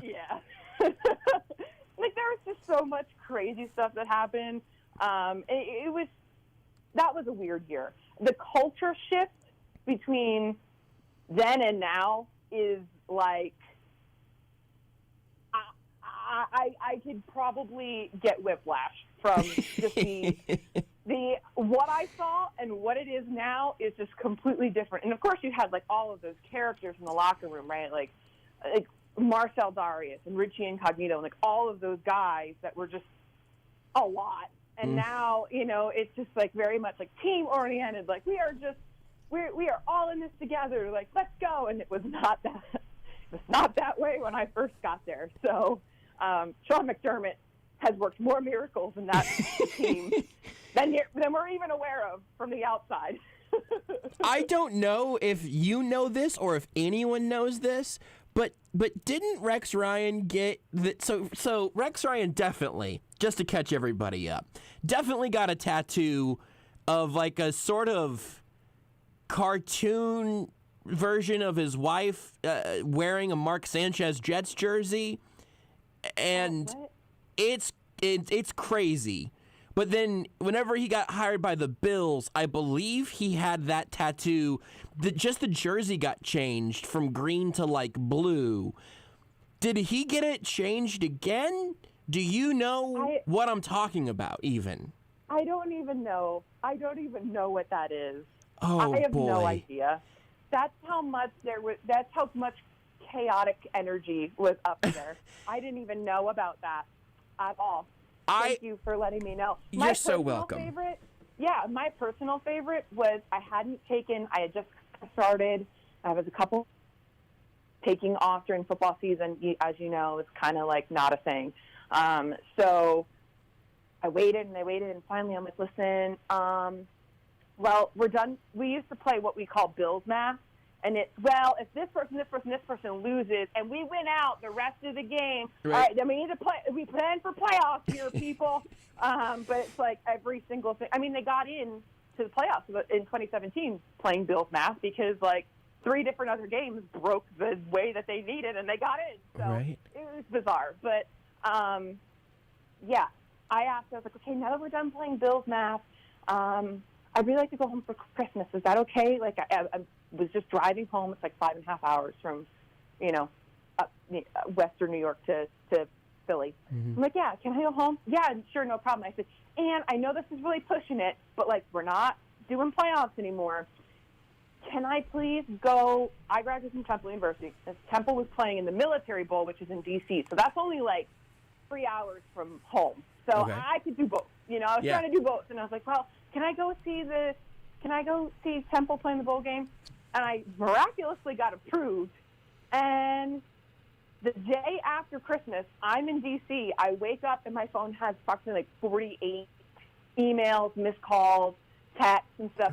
Rex Ryan was fired the day after Christmas. Why is this a chaotic end to the most chaotic in my life? Like, now I have to deal with this, and I'm trying to work remote, like, for a little bit, trying to help other people out while the chaos is erupting in Buffalo.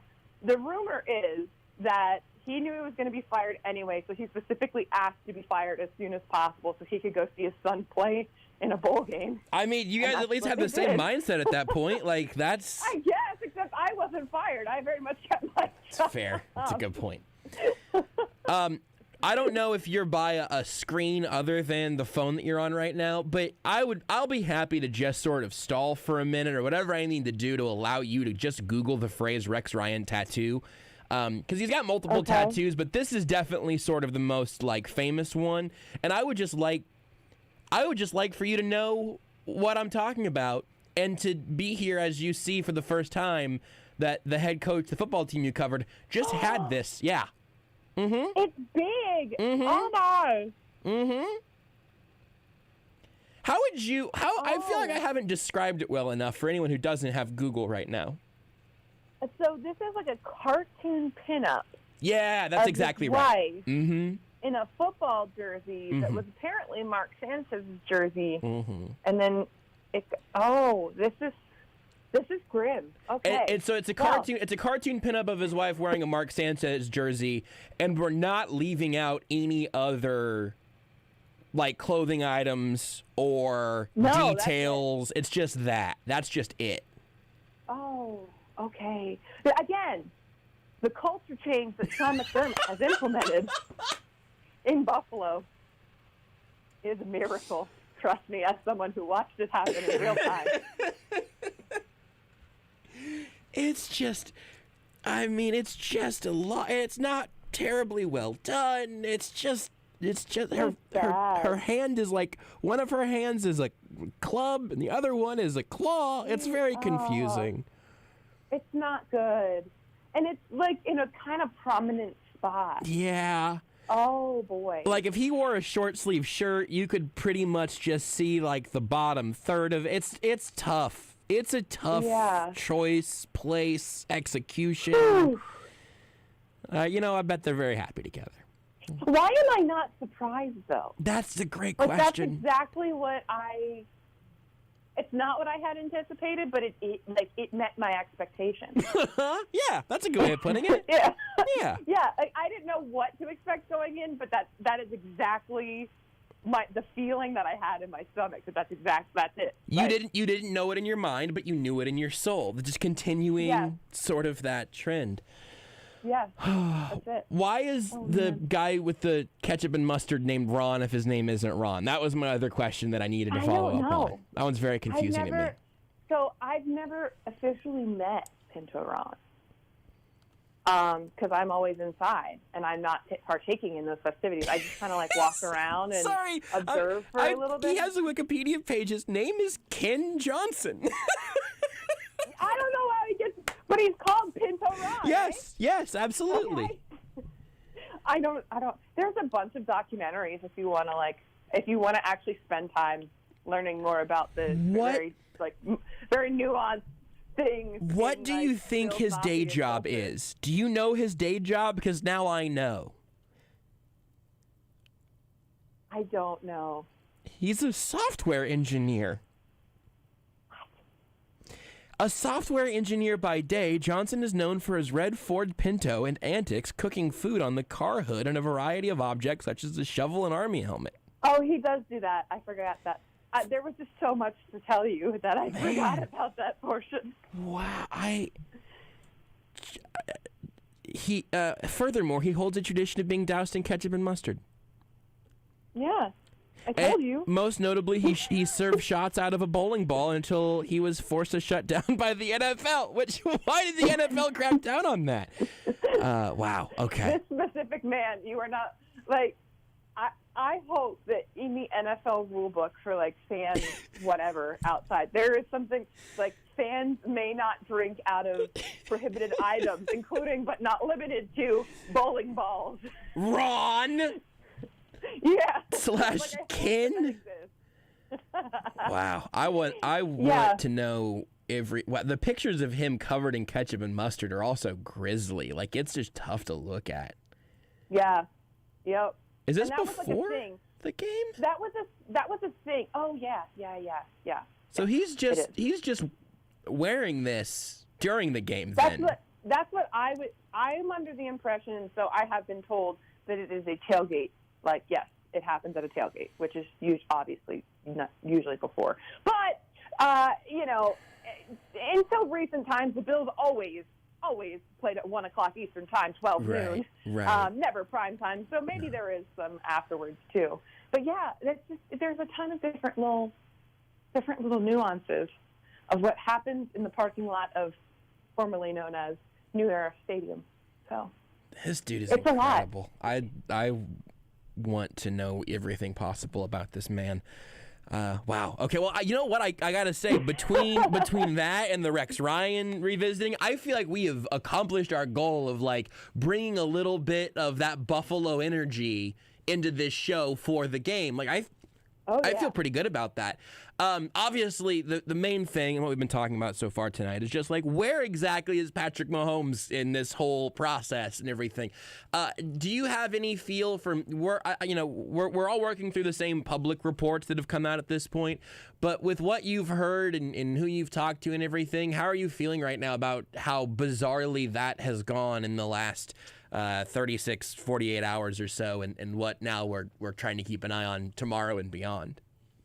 Honestly, I'm not entirely sure. So after, I don't know if you guys were in the Monday morning press conference, but after I finished and we got the update from Andy Reid, I texted another reporter here, and I was like, am I dumb? Like, did I not process that correctly? Like, what is the deal?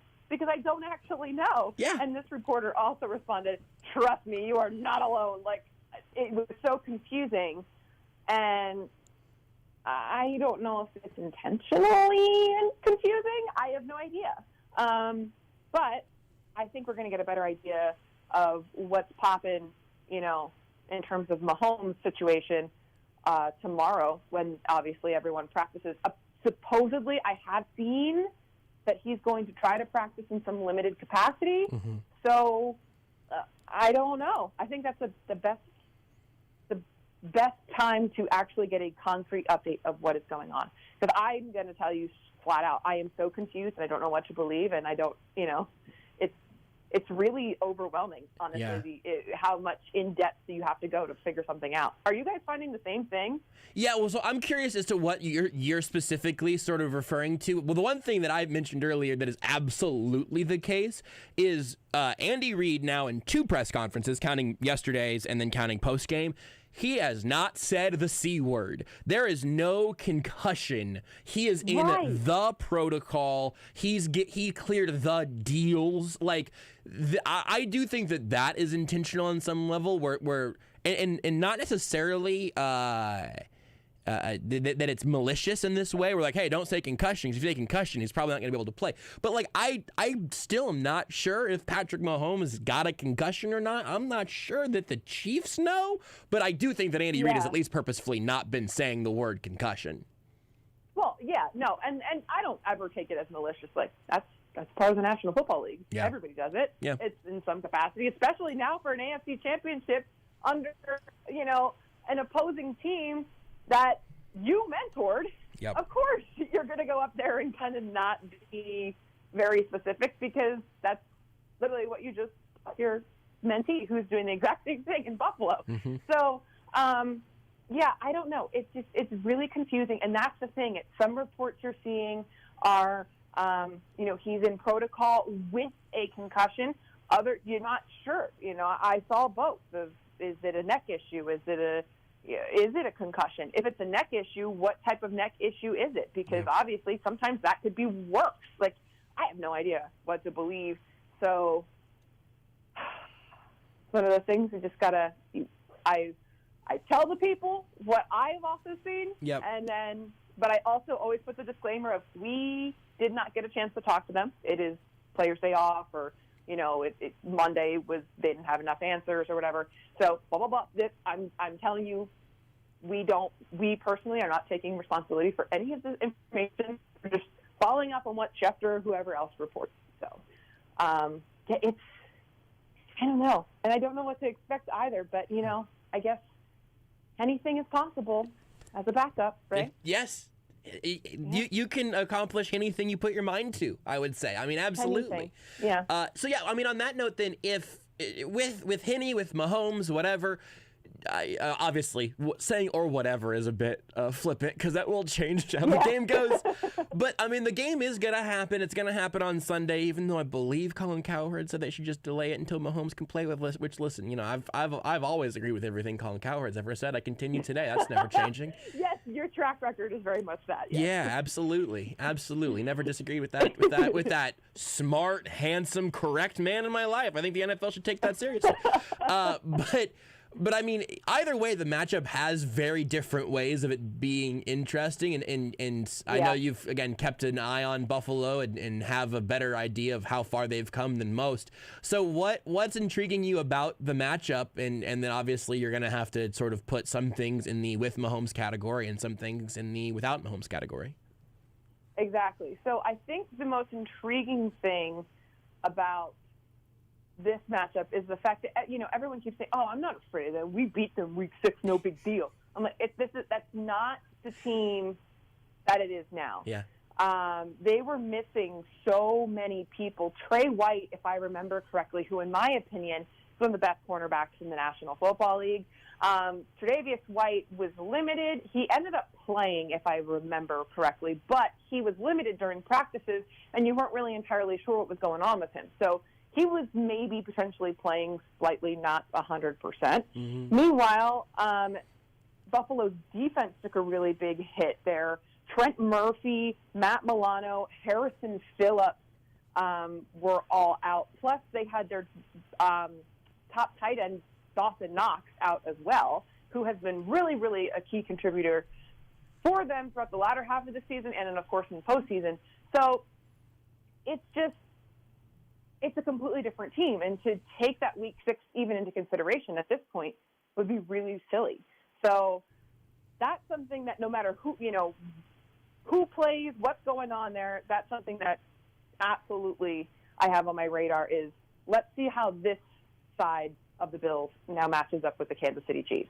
As in terms of Mahomes or not Mahomes, I think obviously that's the forefront of everybody's mind right now. Is Chad Henne the man? And I'm not going to, obviously he is a national hero, well, at least for Kansas City fans here at this moment. But look, the man made his first postseason playoff appearance in his career this past Sunday. Can we handle this? I mean, AFC Championship? I'm not sure. Yeah. So that's obviously something that's in the back of, I think, everybody's mind. And then, are we going to have Clyde? What's going on here? What is this offense going to look like? I mean, against a really tough Buffalo defense. So I kind of am keeping an eye on that situation as well, hoping, obviously, that we have another weapon in that mix, but that's something else as well that concerns me. So I don't know. What about you? You've done this before where I ask a question, then you answer it, and then you ask me for my opinion, as if that's not 90% of this show is me interrupting other people with my opinion.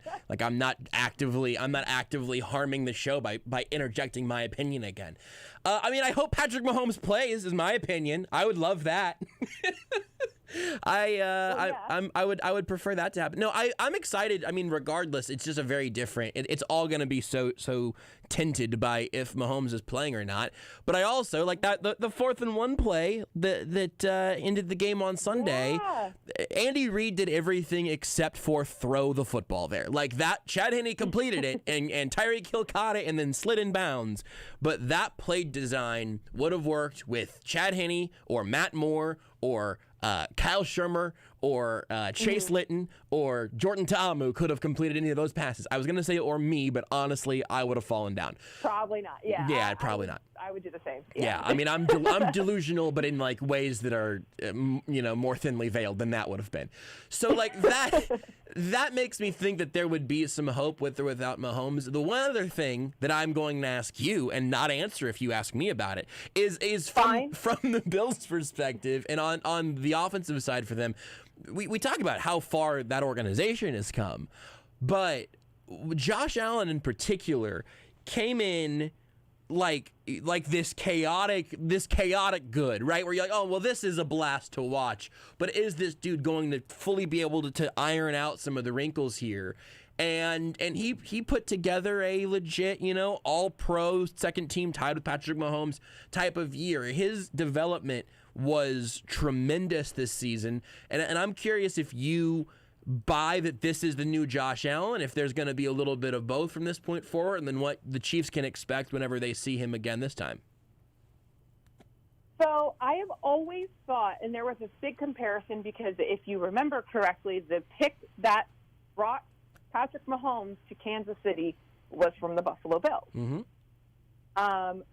But there's also, with that being said, there's so many, narratives and arguments that go on about, like, well, whether or not, especially not this year, but when Josh was just developing or when they didn't have anybody.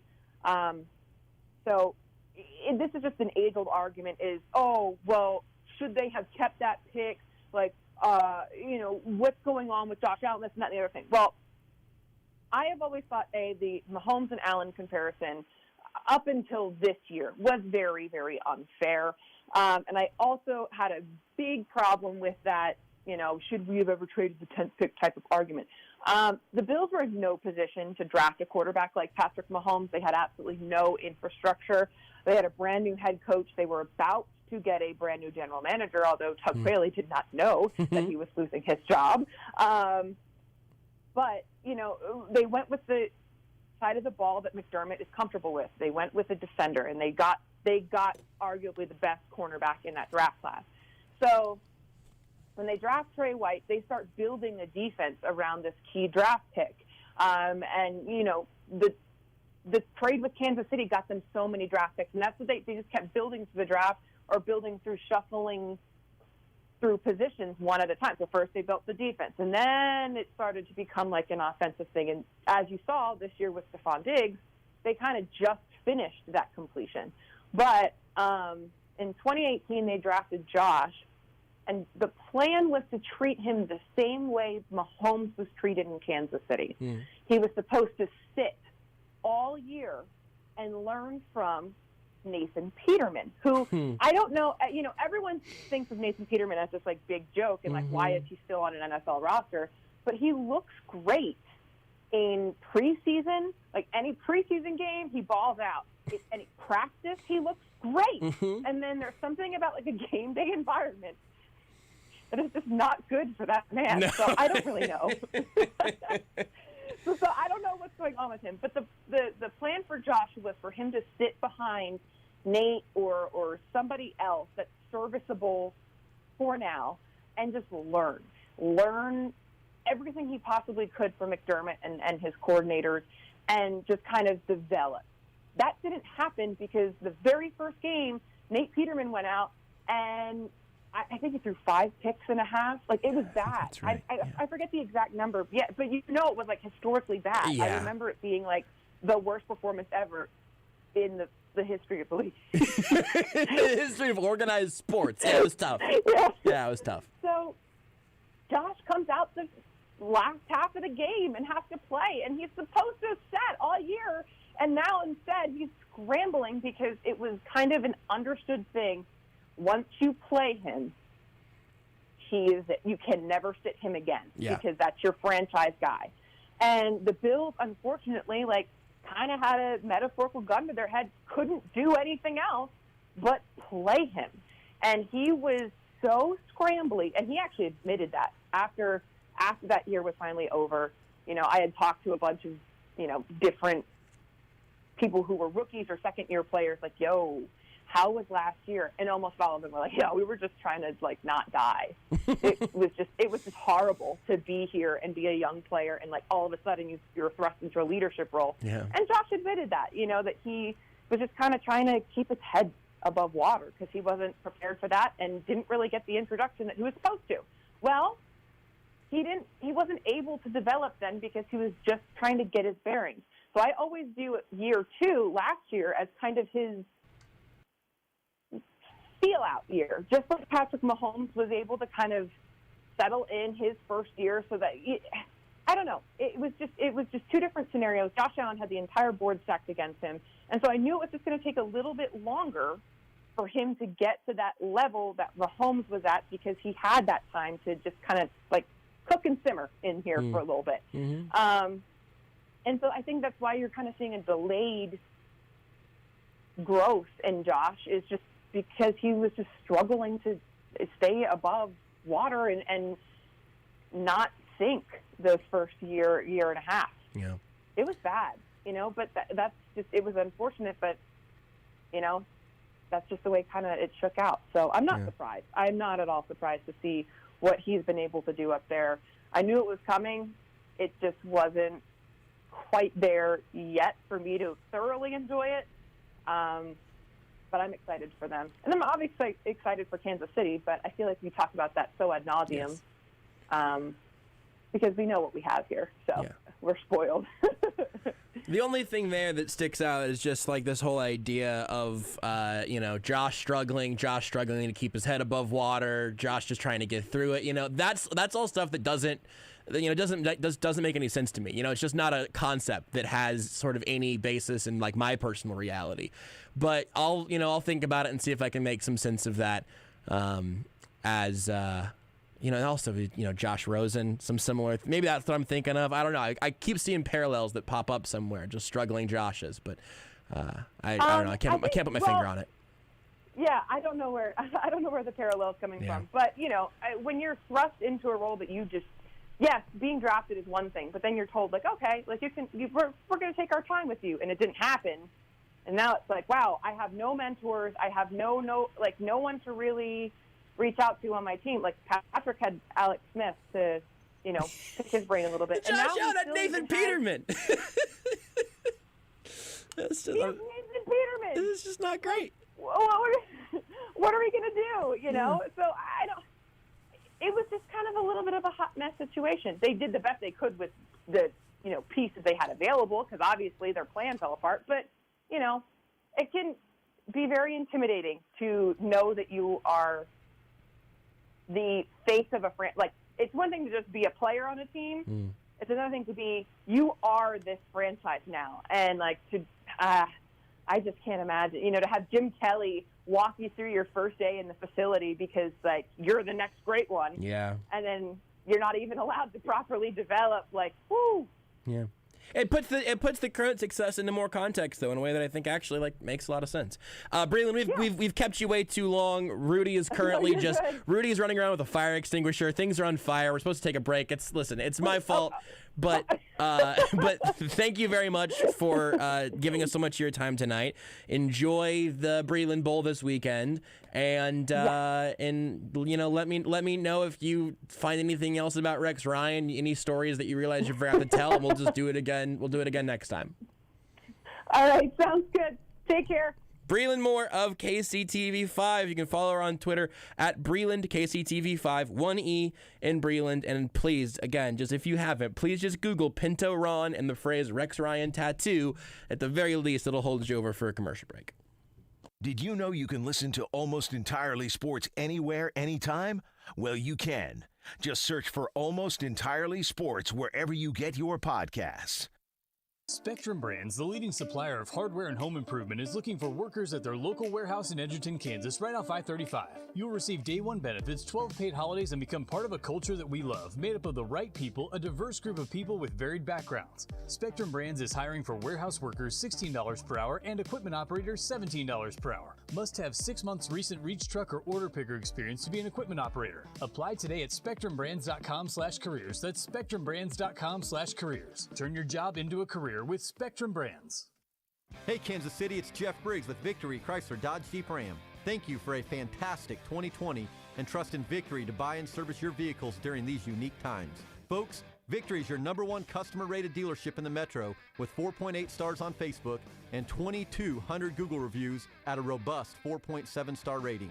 Come by the dealership for a no-hassle demonstration from one of my expert certified sales managers and see why we come so highly recommended. Just released, the 392 Hemi and electric vehicle Jeep Wrangler are now available for order. The all-new 2021 Jeep Grand Cherokee L is here, and it's a showstopper. Don't forget about the 2021 Motor Trend Truck of the Year, the 700 horsepower Ram TRX. Come drive the Jeep course, say hello, and see for yourself why we're all excited for 2021. Visit us at Kansas City's only automotive outlet mall, the Legends Auto Plaza, on the southeast corner of 435 and Parallel, just east of Nebraska Furniture Mart, or online at victorymotorskc.com, where our first price is better than their last. Schlotzsky's has just what you need to start the new year out right. All of their sandwiches and pizzas are made with their baked fresh from scratch sourdough bread. At Schlotzsky's, they offer curbside, drive-through, socially distanced dine-in, catering, and delivery. And remember, the Schlotzsky's $24.99 lunch and dinner special for a family of 4. Any 4 medium sandwiches or pizzas with 4 chips and 4 cookies for just $24.99. Available at all 5 area Schlotzsky's. Funny name, serious sandwich. That's Schlotzsky's.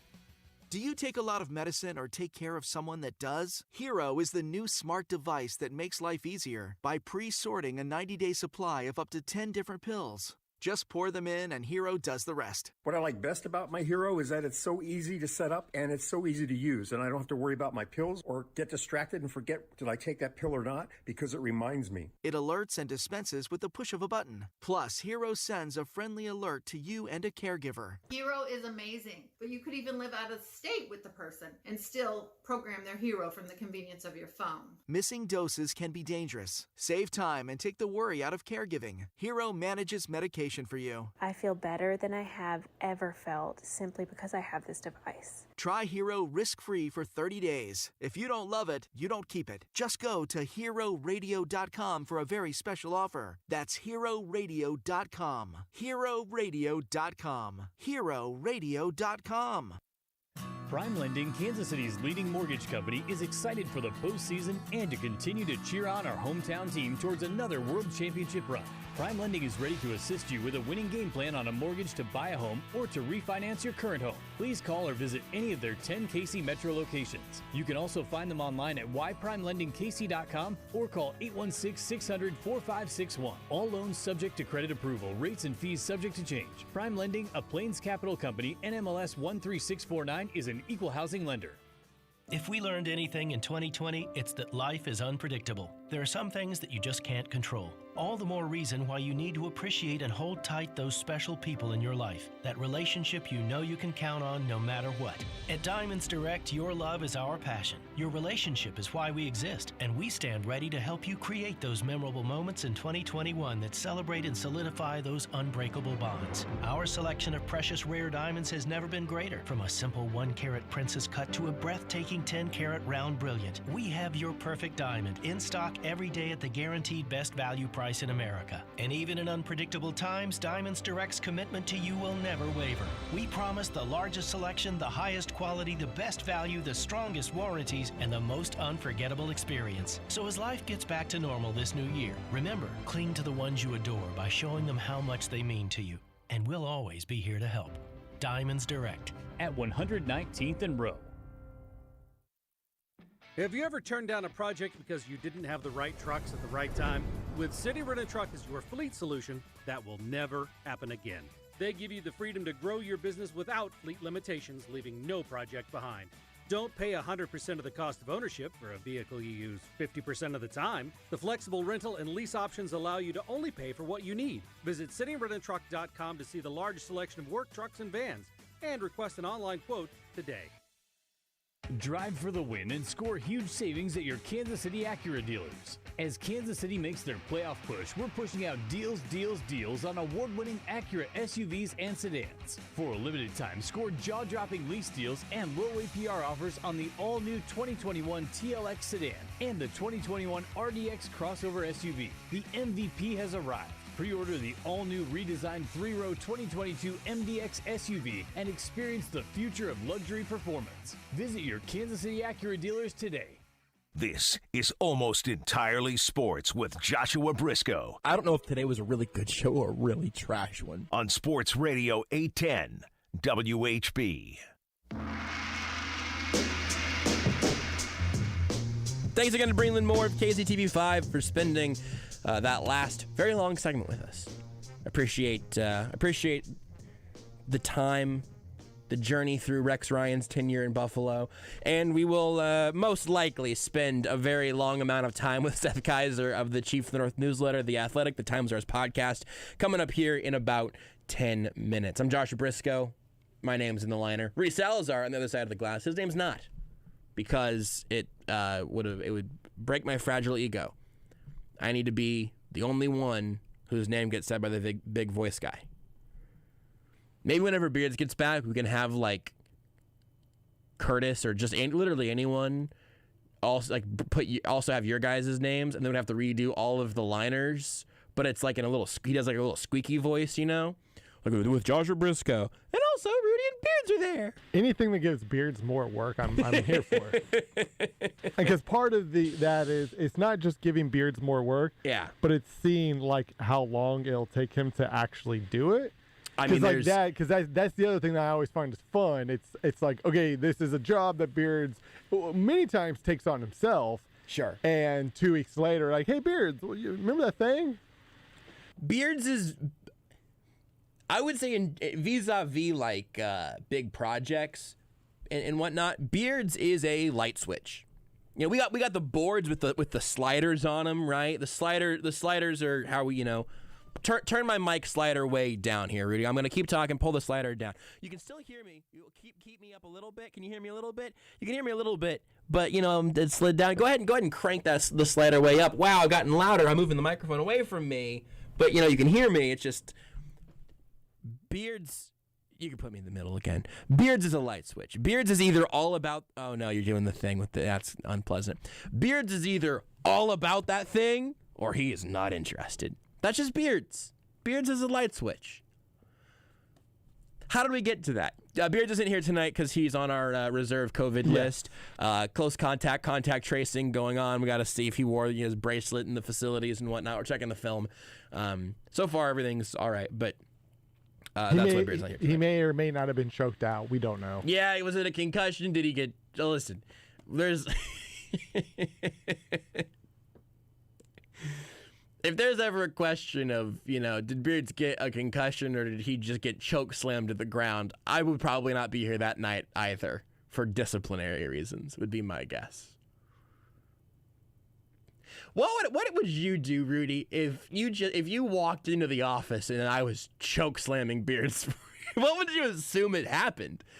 I think I would just like a DeAndre Ayton joke gone bad? Depending on the exact positioning of everybody, like assuming Beards is in his chair, you've went over the desk. I think I would just kind of push his chair a little bit forward so I could squeeze by to get to my desk. And then I just sit down and go about my business. Yeah, that's probably right, actually.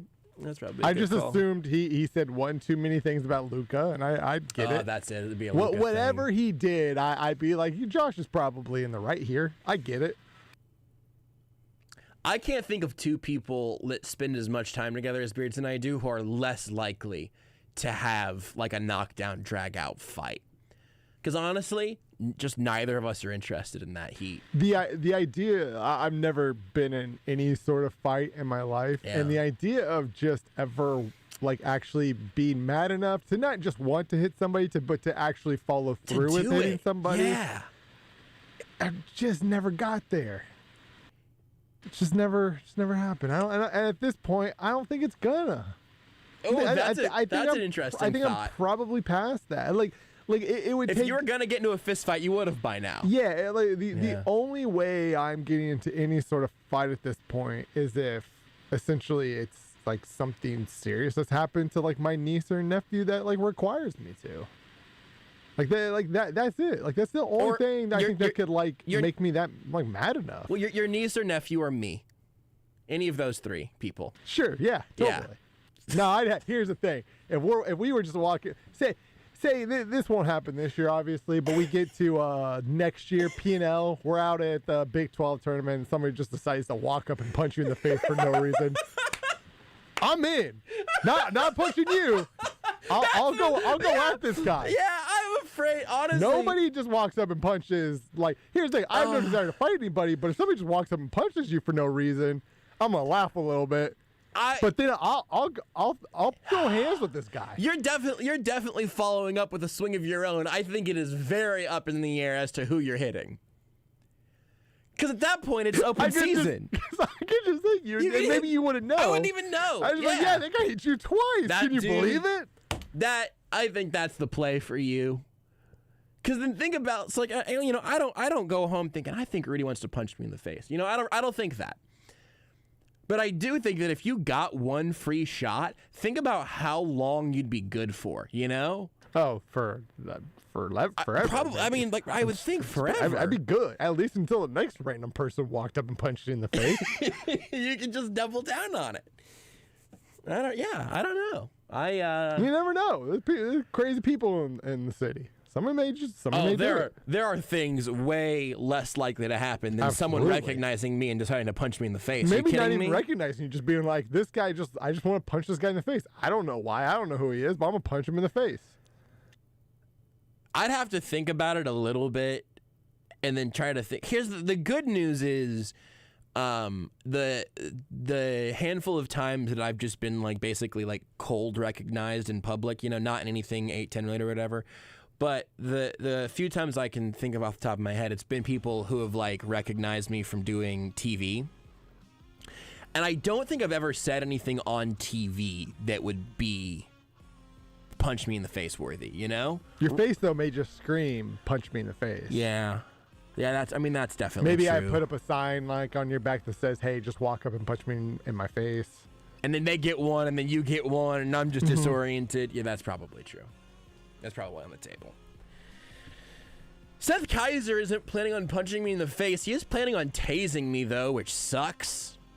So, should I punch him and then he tases? Like, at that point, what's he going to do? Tase me twice? I mean... If he tased you, if your natural reaction is just a swing for the fist, for the face, you're fine. I think it's defensible in a court of law. It's reactions. You had no control. That's exactly right.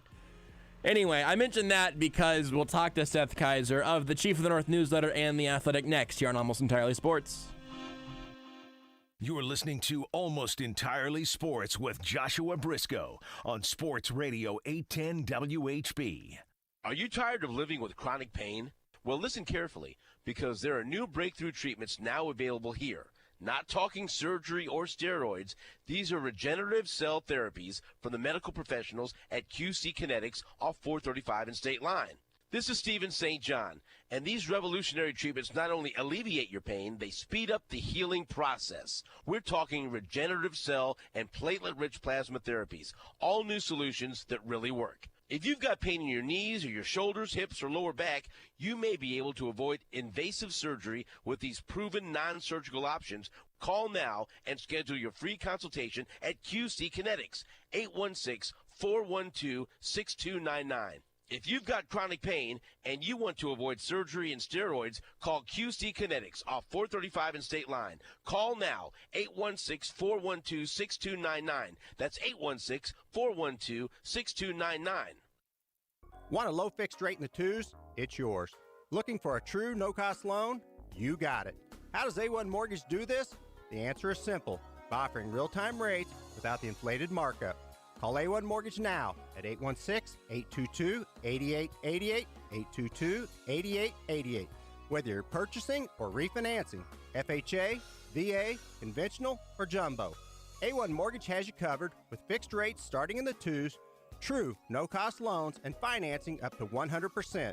Call A1 Mortgage now and have your loan closed in about a week and enjoy no payments for 2 months. 816-822-8888. That's 822-8888, or apply online at mya1mortgage.com. A1 Mortgage, making your dreams a reality is what we do. A1 Mortgage Group LLC, a Kansas licensed mortgage company, license number MC0001649, NMLS 268370. Programs and rates subject to change without notice. Menards has everything you need to make your home a better place to live. Save big money on all the top name brand products you know and love, like Tide and Era laundry detergent, Bounty paper towels, Swiffer dusters, Charmin bath tissue, and more. A 96-load bottle of Era liquid laundry detergent is just $7.99 now at Menards. Prices are good until January 31st. Save big money at Menards. The most NFL and Chiefs coverage in Kansas City. Dozens of exclusive weekly guests and news conferences, including ESPN's Adam Schefter, Trent Green, Tim Brunhard, Jeff Chadia, Adam Teicher, Kevin Harlan, Nate Taylor, Bob Glauber, Field Yates, Stan Weber, Mark Bowrichter, Andy Reid, and Patrick Mahomes. The official broadcast partner of the National Football League. Sports Radio 810, WHB. Schlotzsky's has just what you need to start the new year out right. All of their sandwiches and pizzas are made with their baked fresh from scratch sourdough bread. At Schlotzsky's, they offer curbside, drive-through, socially distanced dine-in, catering, and delivery. And remember, the Schlotzsky's $24.99 lunch and dinner special for a family of 4. Any 4 medium sandwiches or pizzas with 4 chips and 4 cookies for just $24.99. Available at all 5 area Schlotzsky's. Funny name, serious sandwich. That's Schlotzsky's. Hey, Kansas City, it's Brian Pringle with Victory Ford at the Legends in KCK. Victory Ford is dedicated to one thing, serving you. Our staff are experts in providing you the knowledge needed to make the right decision on your next car or truck. Fantastic customer service doesn't end when the sale does. Our dealership also staffs a 5-star service center with the highest rated technicians and amenities. Visit us at the Legends Auto Plaza on the southeast corner of 435 and Parallel, or online at victoryfordkc.com. Victory Ford, where our first price is better than their last.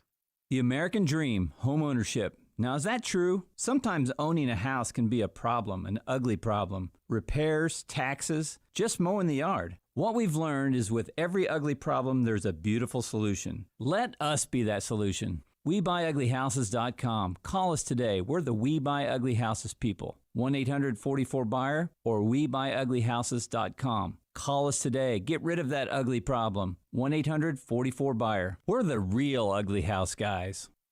Right now, it's more important than ever to support local businesses. And 23rd Street Brewery in Lawrence is open and ready to take care of you. Make 23rd Street Brewery part of your KU game day experience, whether you watch the game there or grab curbside pickup for your tailgates or watch parties. But not just game days. 23rd Street Brewery is great any day of the week, and when the weather's nice, you can take advantage of their heaters on the patio. 23rd Street Brewery is open daily from 11:30 to 9 for dine-in, carry-out, curbside pickup, and can even help with your catering needs. Visit the 23rd Street Brewery for Restaurant Week specials now through January 26th. Wednesday, The Zone will be coming to you live from In the Zone Cryo. Experience whole-body cryotherapy in Overland Park and feel restored. The first 10 guests will receive a free gift of 1 free squeeze, freeze, or heat. And you can enter the raffle to win a body-shaping Instasculpt treatment. In the Zone Cryo, located on the corner of College and Metcalf, offers cryotherapy and a wide array of clinically proven health services to help you feel your best. Feel better, look better, perform better, be better with In the Zone Cryo. You're listening to the most powerful sports station in the country. Sports Radio 810, WHB Kansas City, the power of sports. Now it's time for very serious football talk with the man who met his wife on a blind date, chaperoned by his parents. They actually came along on the first date with us. There was a... No! I rode in the back seat. I was 22. The man who needs to take a minute to remember the names of all of his children. Do all of your kids have the same first letter? No, actually. Let me think. Do any of them? Tucker, Mason, Cole, Isabel, and Lucas. The man who can defend you in court, but will probably choose not to. I'll cop to this on a public setting right now. I am an aggressive cuddler in a consensual sense. Comma, officer. Good grief, he's a pastor too? When does this guy sleep? You will find Seth Keysor everywhere except for in his or your bed, because not only does he not sleep, he's also a faithful husband. So that's important. It's Seth Keysor of The Athletic on Almost Entirely Sports. Back on the air on a Tuesday this week, back on the air with Seth Keysor of the Chief of the North newsletter, The Athletic, on Twitter at RealMNChiefsFan, although I'm afraid right now that we're going to see the Twitter handle get shifted over to like at Real Florida Man or something. I don't know. I don't know what the future is, but I know you're going from beachside to hot tub to probably, I don't know, eating raw fish out of the ocean right now, Seth. You know, that's fairly close to the day that I've had. Although I haven't done any of the things requisite yet to become Florida Man, but I'm looking forward to biting someone's nose off at any moment, and it's going to be quite the memory. And then when the police ask me why I did it, I'll just say I was just trying to fit in. Yeah, listen. I mean, if you go. Here's the thing: if you go to Florida, there are two things if you're from a landlocked place and you go to a coastal place, I think that's generally true. For me, this was the case in Florida, because my family lives down there now. Whenever I go to Florida, every time I make sure I have some good fresh seafood that I couldn't get here, and some good fresh bath salts that I couldn't get here. That's just those are two things. If you don't, you've wasted your trip. What was the point? Yeah, absolutely. Although, the thing you should add to that is you can buy mangoes for like a penny.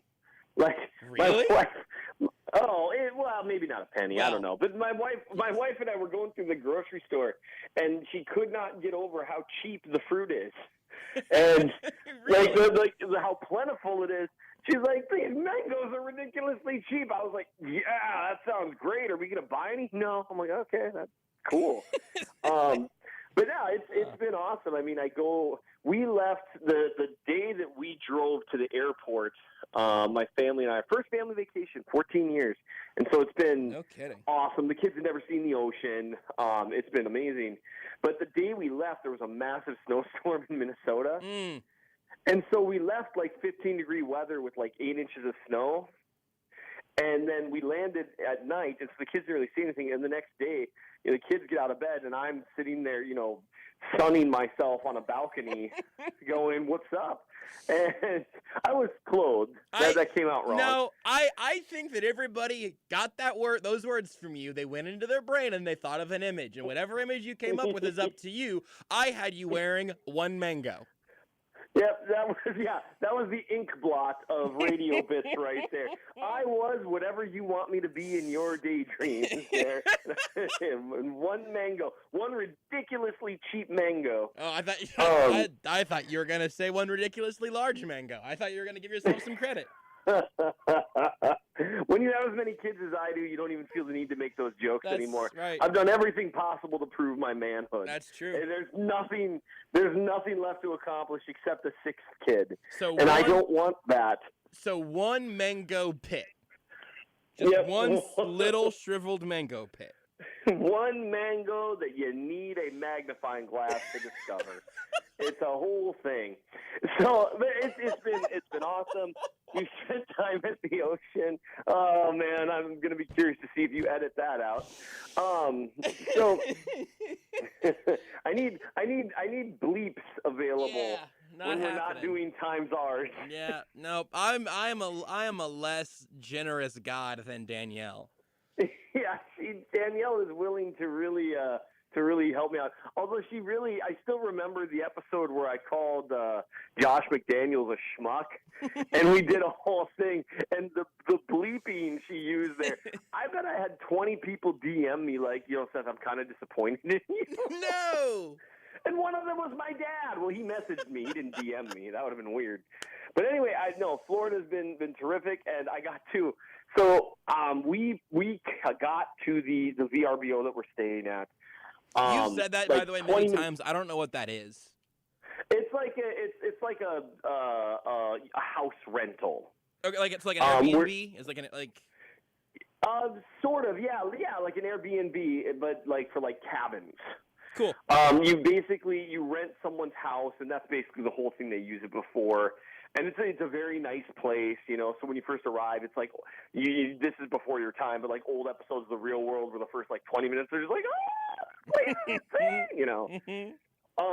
And so it's been great. But so we arrive, and the Chiefs game had started about 20 minutes earlier. So my poor wife had to take over driving so I could watch the game on Hulu. Excellent. On my phone. And so then the first thing I do, Jazz is like lugging in all the furniture and the kids, we brought our own furniture. She's lugging in all the luggage and the kids, and I'm desperately trying to get the TV to work. I'm a great husband, by the way. Yeah, crushing it. And so I get it turned on, and it's the outside, because in Florida everyone has like TVs outside in like their pool area because everyone has a pool. Florida is pretty lit, by the way. Yeah, Florida's cool actually. It's like all the bath salts are not. It's Yeah, the bath salt, it depends on what type of Florida you're in. Yeah. We drove through some fairly questionable neighborhoods on our way here. Mm-hmm. There's like tourist Florida, and then there's other parts of Florida. You're right. And then there's very different. There's the middle ground of it, which is basically where my parents live now, which I didn't really know exists. It's just sort of like it's kind of like local Florida, but like it's still kind of in the Bay Area. It's nice. That's good to know that you can have that. Yeah, and that's something I think it's important they know. I am like a hop, skip, and a jump from Josh's parents. Still thinking about going to hassle them. I haven't made up my mind yet. Did I give you their address? Do you want their address? Listen, you've bothered me enough for my whole family all at once. But like, if you want to expand your portfolio, I'd say go for it. I'm gonna think about that. It's that or go to the beach. So, but anyway, so So I get the TV working outside in like the pool area that they have, and so it's Anna Maria Island, so everything's really smashed together because obviously real estate is quite valuable here, and so the neighbors are all right there, and I realized it was obviously a pretty intense game. And so I was like shouting, and I realized midway through what a maniac I was coming across that. So I started shouting apologies. As well. That's the most Minnesotan like, neighbors, thing I'm ever. really sorry the Chiefs are playing today. It will not be like this the rest of the time. I'm so sorry. And fortunately, the neighbors were pretty cool with it. They actually responded, a couple of them, and they were fine with it. Most of them were football fans too. So, yeah, it was great. But I haven't freaked out like that in a Chiefs game since the Super Bowl. That was stressful. 100%, man. That's what I had figured that out like by the time the post game show started, because I was just like exhaling into the microphone where it was 100% the most stressful game since the Super Bowl, which makes sense, I guess, right? You know, it's the only real like win or go home game, but. I mean, like the entire post Mahomes section of the game felt more like pre-Mahomes football, even than more so than like the Super Bowl for me at least, because there was that feeling that we've grown so blissfully unfamiliar with, which is the feeling of bleep it, they're gonna blow it, bleep it, they're gonna blow it, bleep it, they've got the better quarterback or whatever, and I felt that way, and then I was wrong, and it was great. There's a certain amount of inevitability with Mahomes that you start to miss when it's gone. Yes. Prior to that, and that's the thing we've gotten used to with Mahomes. He's inevitable, and we've talked about that occasionally. It just always feels like no matter what, he is going to do something great, and it's always going to be fine. And the thing is, that's true 99% of the time. That's why it was so weird when the Chiefs lost to the Raiders this year. Like the game ended, and I was like, well, wait, that can't be possible. The other team has more points than the Chiefs. Right. This is insanity. And that was just it was such a bizarre feeling. And it's because he feels inevitable. You're always waiting for it. And missing that feeling, the uncertainty, I forgot what that feels like. And I got to tell you now, I don't want to go through it again anytime soon. But boy, did I feel alive afterwards. Yeah, seriously. It's like the football fan equivalent to skydiving. Like it was very, very stressful. It actually answered a question for me though, and this is one way Chiefs fans should think about this. It was really stressful for them. They got really hyped, the whole thing. I was concerned how I would feel, like how much it would matter to me once they won that first one. I used to be a really, really, really big Kansas Jayhawks fan of their basketball team. You've mentioned like the only that guy to before, ever but like it's totally the only guy to like play. Well, yeah, obviously not their football team. No, that's also obvious. And so I was a big Jayhawks fan for my time living there during like the Jacques Vaughn era and a little before that. So I just once they won a championship, it just kind of faded away from me. I was like, oh, cool, you know, that's it. And I was curious if that same thing would happen to me with the Chiefs. And so now I know it still matters an incredibly unhealthy amount to me if they lose. And that's what, if you want to take the good from it, that the Chiefs fans need to understand the good from being so stressed out. That's the good part to it, is you still care. Yeah. And it was incredibly stressful, though. And, hey, hats off to Chad Henne. Although there was some good and bad, that interception was – it had me thinking, oh, my gosh, I'm going to have to write about why they should have stuck with Matt Moore as the backup, aren't I? Like, because Matt Moore doesn't make that throw, I don't think. And it was a plethora of emotions, but it was awesome to see them pull through. And obviously, it was great seeing Andy Reid get the credit he so richly deserves. Yeah. And that's the first thing you've written about so far in the Chief of the North newsletter. I don't know what your vacation output plan is or whatever, but if you are not already subscribed, you can check it out at mnchiefsfan.substack.com or bit.ly/SethHatesMoney, because it's $12 for an entire year forever. And that is so little money that every time I say it, I think, am I about to say this wrong? And no, that's it. It's $12 for a year forever if you go sign up. mnchiefsfan.substack.com, or you can grab the link in Seth's Twitter. But you wrote about Andy Reid, and I'll tell you this, and I don't really want to like dig into this because it's not as important or as fun. But you say you were thinking, oh God, I'm gonna have to write about Matt. Why they should have stuck with Matt Moore. I was thinking, oh no, we're gonna have to. This post-game show is gonna have to go back to the points the Chiefs left on the board and settling for a field goal on 4th and 1 after going for it on 4th and 1 4 plays earlier and all of that. That's where my head went. And then I don't know if I was just sort of trying to get the taste of that out of my mouth later in the game, but whenever they came out in shotgun in the 4th and inches play call, I felt more like Tony Romo in that spot of like, there's no way. There's nobody in the backfield. Oh, Andy, no, there's no way, right? So walk through how you felt during that time, and then the breakdown of that play. Watching it just in GIF form and everything in the article you wrote was great. So hit me with a little bit of that.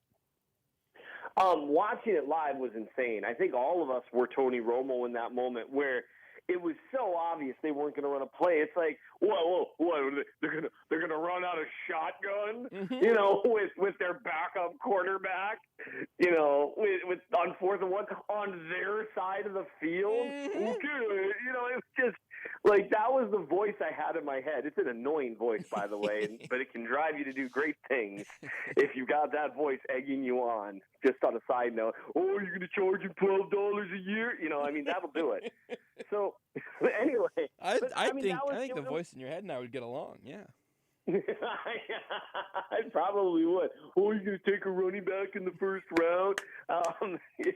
You two could just have a lot of great conversations. Yeah, you really could. So, anyway, I thought it was so obvious they weren't going to run a play that I kind of felt like they'd overplayed their hand. I'm like, what are you doing? You got to line up like you're going to run a quarterback sneak. Like, that's the real way to get them to jump. And I was like, hey, maybe they'll finally run a quarterback sneak. I thought the same thing. Because it's Chad Henne and not Patrick Mahomes. It's going to be really funny when now fans call for them to not run what's been a wildly successful option play. But it is kind of ironic that it's like, we can't do sneaks, but we'll do a much more dangerous play in space. That's a fair thing to mention. Yeah, and I'm all for them running that play with Mahomes. You can't this idea of like, you got to limit your play call. That's dangerous because you start limiting your play calls too much. You start mitigating the advantages that you have with Patrick Mahomes. That's just a complete side note. Yeah. And one of the things he does incredibly well is run those option plays. Can you think of the last time that play failed? It scored a touchdown a quarter earlier, 2 quarters earlier. Yeah. And he ran it, and he avoided a big hit because he's much more athletic than he gets credit for. But anyway, on a different play in that same game, I do not remember if it was a scramble or a design run, but he made Myles Garrett touch dirt. Like he went and put the brakes on over by the sideline. That was not his first carry. Yeah. Absolutely. And Mahomes is a good enough athlete, and you should utilize that.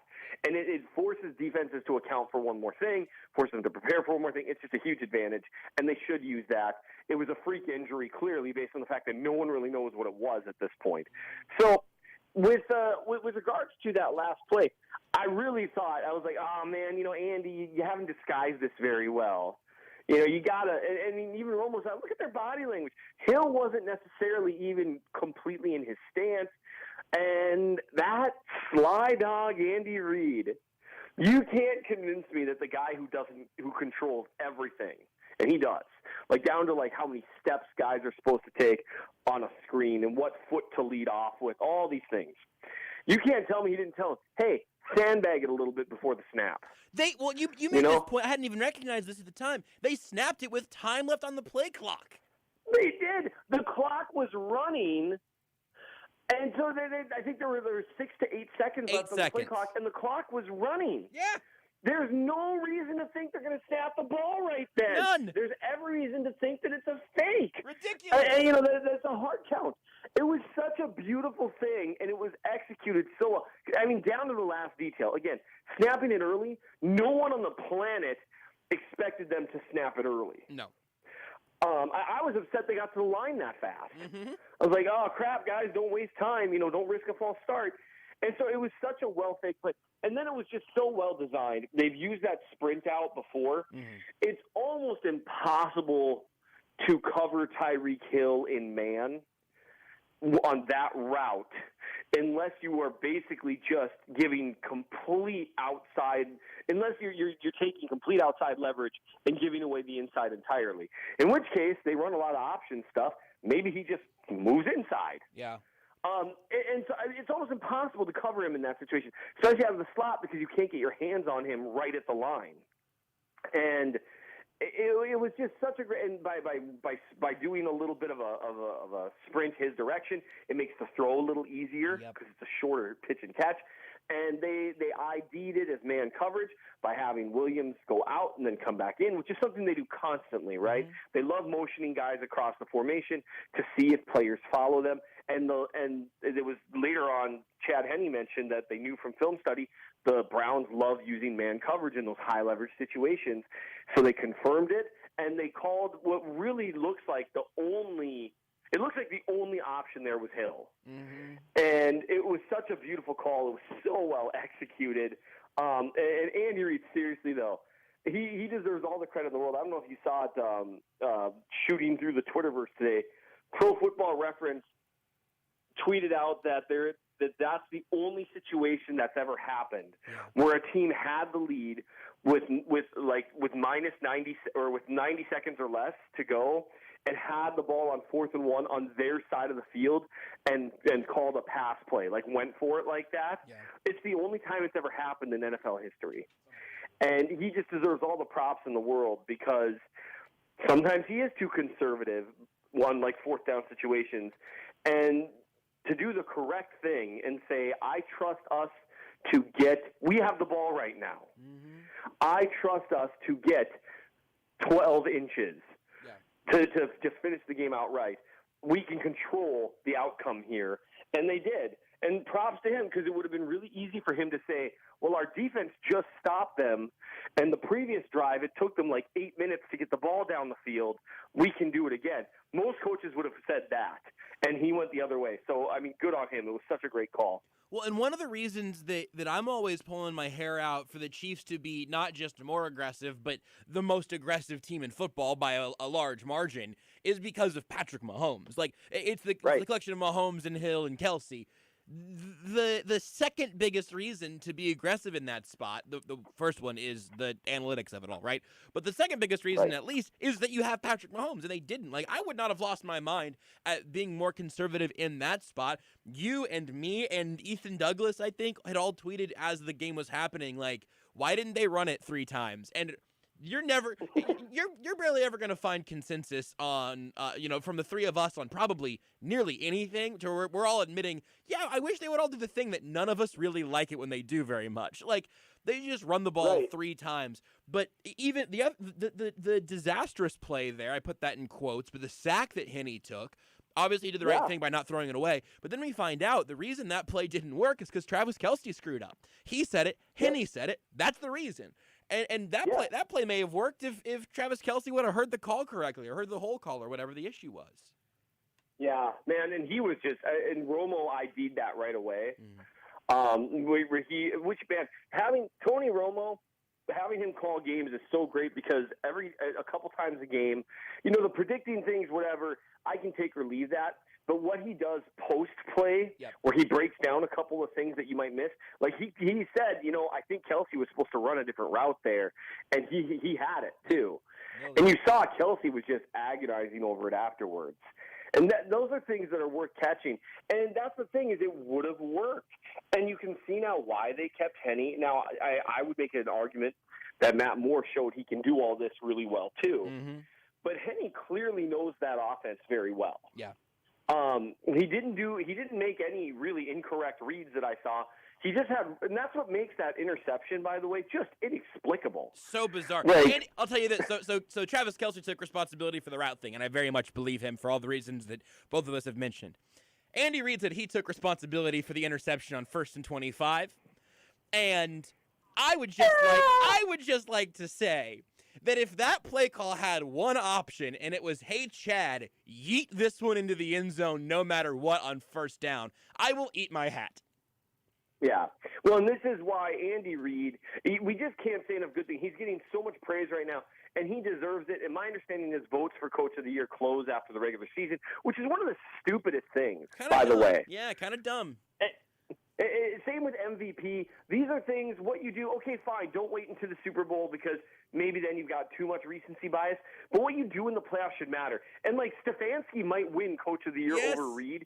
And is there any question that Andy Reid completely pantsed him by and large? No, I mean, Stefanski had some decent moments. The Browns' offense actually looked pretty good for chunks of time, and frankly, really good for a team that only scored 17 points, which is really confusing.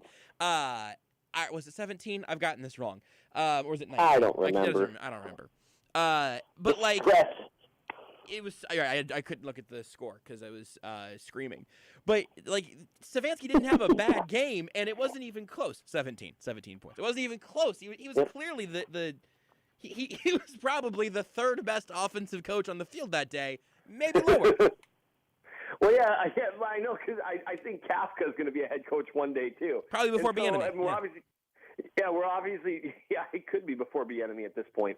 And so it was just interesting because the things that Reed did very well in this game, and he did have 1 4th and 1 where I would have gone for it rather than go for the field goal.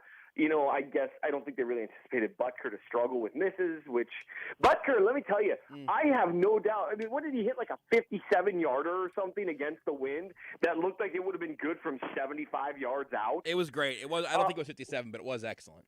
It was a 92-yard field goal that looked like it would have been good from the parking lot. The numbers don't matter. Just listen to my tone. Yeah. That's all. And so, Butker, I have absolute faith in him in long field goals, game-winning situations, and that's what really matters to me.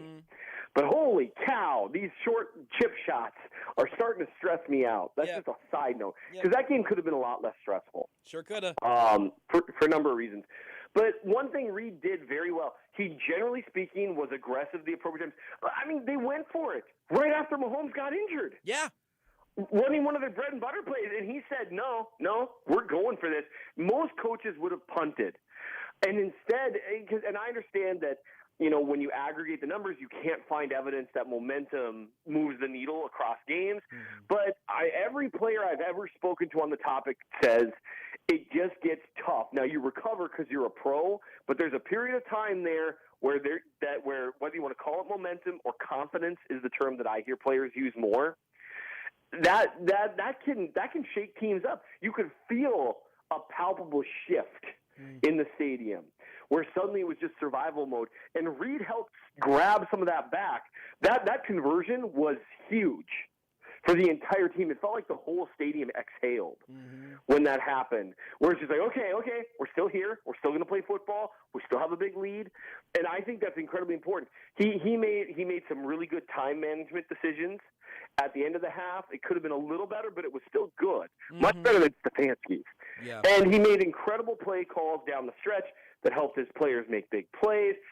He just did a great job. And what brought me back to Reed, talking about Henny, Andy Reid is so great at so many things that are required of a head coach.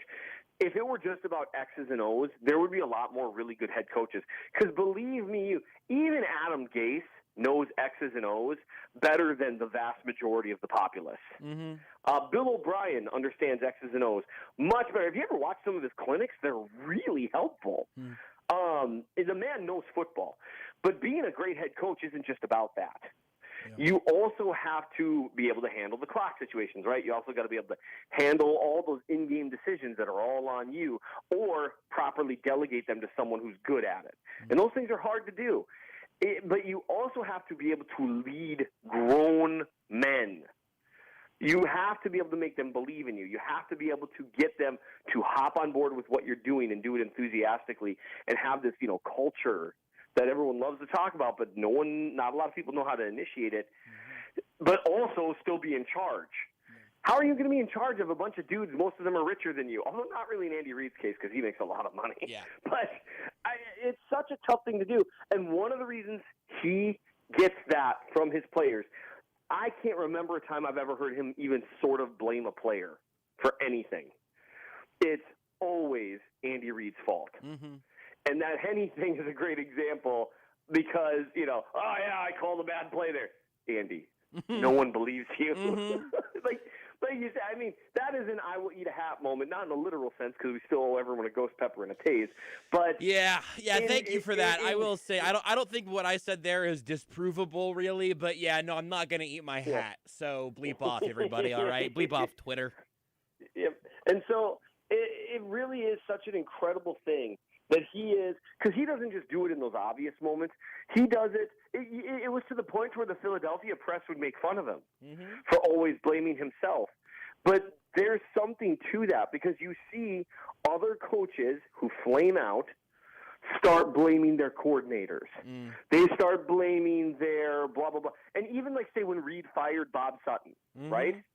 Did you hear a negative word come out of his mouth about Bob Sutton? No, never. And if there was ever a time where you could throw someone under the bus, it was probably the most read thing I ever wrote for The Athletic. Like, this is obvious. Bob Sutton needs to be fired. Here's why. Holy cow, this was bad. And it would have been so easy, and the whole football world would have really agreed with him. Yeah. And he still was like, I could have done better. And that, I mean, seriously, you can't say enough good things about him, and I think it's a travesty that he's very unlikely to win Coach of the Year, because he took a team that had a huge target on its back every week as the returning champs, dealing with all the crazy stuff that every coach has had to deal with. But the Chiefs seem to have done a better job than other teams in terms of being prepared, in terms of avoiding bad things from happening in a weird season. And they went 14-1. Okay, 14-2, but come on, right? Like, they went 14-1, and now they've won a playoff game. It's hard to get back to the playoffs as the Super Bowl champion. The mental toll it takes on you every week, having teams throw the kitchen sink at you, and he's led them to it. I mean, Kareem Hunt gave him a hug after the game. Kareem Hunt, the Chiefs fired him. Andy Reid fired that dude. And make no mistake, the reason Kareem Hunt got cut was not because he kicked/pushed a woman with his foot while she was on the ground, which he obviously shouldn't have done. I mean, holy cow. But the reason he got fired was because he lied to Andy Reid. Yeah. That's the real reason. And you can think what you want about that, but it is the truth. Andy Reid has shown he'll give people a shot if they're honest with him. And even though Andy Reid was the guy who made that call, being no mistake, Kareem Hunt still loves him. That's how much his players love him. And so I had to wax eloquent about Andy Reid, because I don't know if he'll ever get the credit he deserves, depending on how these next 5 to 10 years play out. Because I really think, more than almost for any other player or coach, I would love for Andy Reid to enter into the discussion of greatest of all time at some point. It's wild. I think this also applies to Andy Reid in a very similar way to how it applies right now to Pat Mahomes. You saw them go in, let's say, 2 years, and be generous.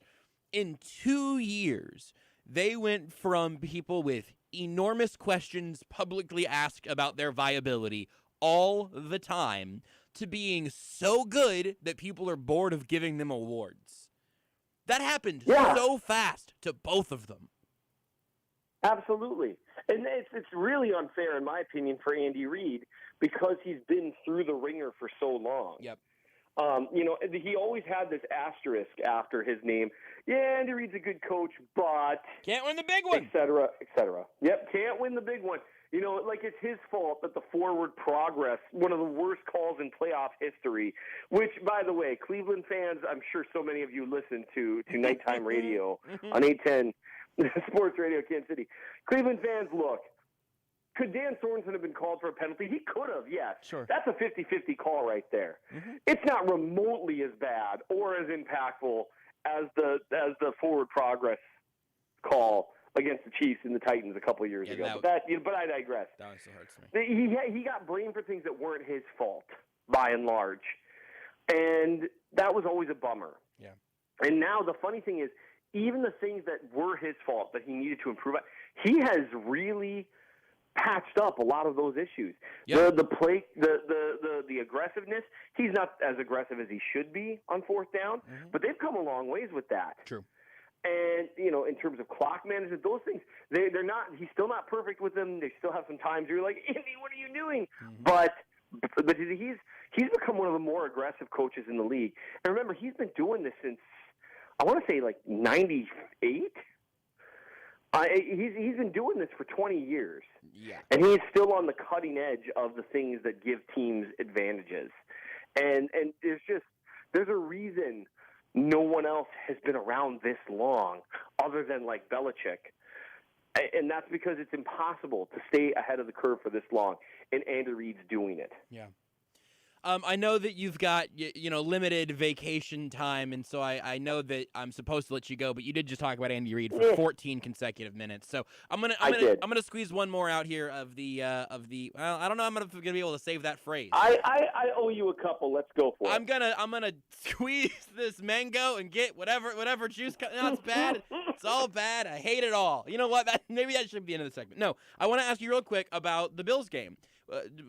Patrick Mahomes, let's say he's playing, let's say he's not, whatever.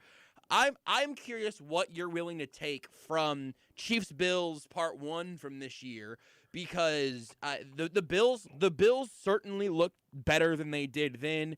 I also haven't seen them play the Chiefs again since then, so maybe they won't look as good again on Sunday. But and also that game plan ended up being something that we I think we all understand sort of what was happening there. I've mentioned 1,000 times. Linebackers were pulling this from the newsletter. Linebackers were backpedaling at the snap, so they were running the ball, and it worked. I don't know if that's going to be Buffalo's plan again or whatever, but I'm curious what you're looking forward to, what you're looking back at in terms of this AFC Championship game. Sure. My understanding is one of Buffalo's better linebackers, Milano, is back, and he wasn't playing at the time. So you're going to see, hopefully, better linebacker play from the Bills. He's a better coverage backer, better against the run than who they had in there at the time. I am curious what strategy they'll use, because on its face, even though the Chiefs really did, they kind of, in the third quarter, they really kind of pulled away with that game and controlled it basically throughout. But Mahomes didn't go off, and the Chiefs needed a good defensive performance to win, right? Mm-hmm. And I think if you're the Bills, that's a winning strategy. Yeah. Josh Allen's been great this year, by and large, although he wasn't that good against the Chiefs. Yeah. And that's one area where the game's going to get decided. Not necessarily what the Bills do against the Chiefs. I think if the Bills try to do the same thing, I'm thinking Clyde Edwards-Helaire will probably play, and I think they'll be very comfortable running the ball a bunch. If they're able to run it for 6 to 10 yards a pop, and that's where, and you and I talked about this, analytically it's like, okay, if you're going to give me 6 free yards, like risk-free yards, fine, we'll run all day. Sure. Because who cares? Absolutely. Because then it's as efficient as passing the ball. But I'm guessing you're going to see some changes, because while that did work in some ways to contain Mahomes, it didn't completely contain the offense, and the Chiefs could have put up more points. They really geared it down that game. I don't think you're going to see them gearing it down in the same way in the playoffs. They were about to run the Browns out of the building when Mahomes got hurt. Yeah. They were doing whatever they wanted with the ball. I think the biggest thing is going to be Josh Allen is one of the few players in the NFL, and that offense is they've got John Brown's back. Diggs is one of the best receivers in the league. They've got the horses to win a shootout. Mm-hmm. And so the biggest thing is going to be, if the Bills have a shot at winning this game, a realistic shot, assuming Mahomes plays and he's himself, they need Josh Allen to be better than he was against the Chiefs the first time. Because barring some all-time performance, because we've always got those outliers that we could just there's a possibility. There's always a possibility. But what's most likely is not the Bills are going to shut down Patrick Mahomes and the Chiefs to 17 points or 20 points. Right. It's probably not going to happen. And so they need him to do better. That's where the main matchup is going to be. I don't think there's a ton to take away of. I think both teams are going to try to do things very differently. But the biggest thing for me isn't that the linebackers are backpedaling, and they were. I think they'll probably incorporate some of that, but it didn't entirely work. So they might count more on having their main guy back. I think the biggest thing to look at is the way the Chiefs were able to spook and fool Josh Allen most of the day. They had some drops that hurt him too, but he was misfiring. He was not throwing the ball very accurately. He was in a hurry. He missed some reads. The Chiefs dropped a couple picks that game that they could have caught too. And so that's the big matchup to watch. Spagnuolo does very well against quarterbacks that aren't terrific at reading defenses. And Josh Allen has shown a ton of growth this year, but earlier this year, Spagnuolo pantsed him. And it'll be interesting to see what the Chiefs have left in the tank that maybe he won't be super prepared for. An underrated storyline to the Chiefs-Browns game is the only reason the Browns even scored the points they did have is because Baker Mayfield made some really good throws. Some great ones, yeah. He probably had a dozen throws that were in, really, really tiny windows and really good reads. Yeah. And if Josh Allen's able to do that, it'll be a game. If not, it's going to be problematic for them. They'll need an all-time great performance from their defense, or they'll need Mahomes to not play.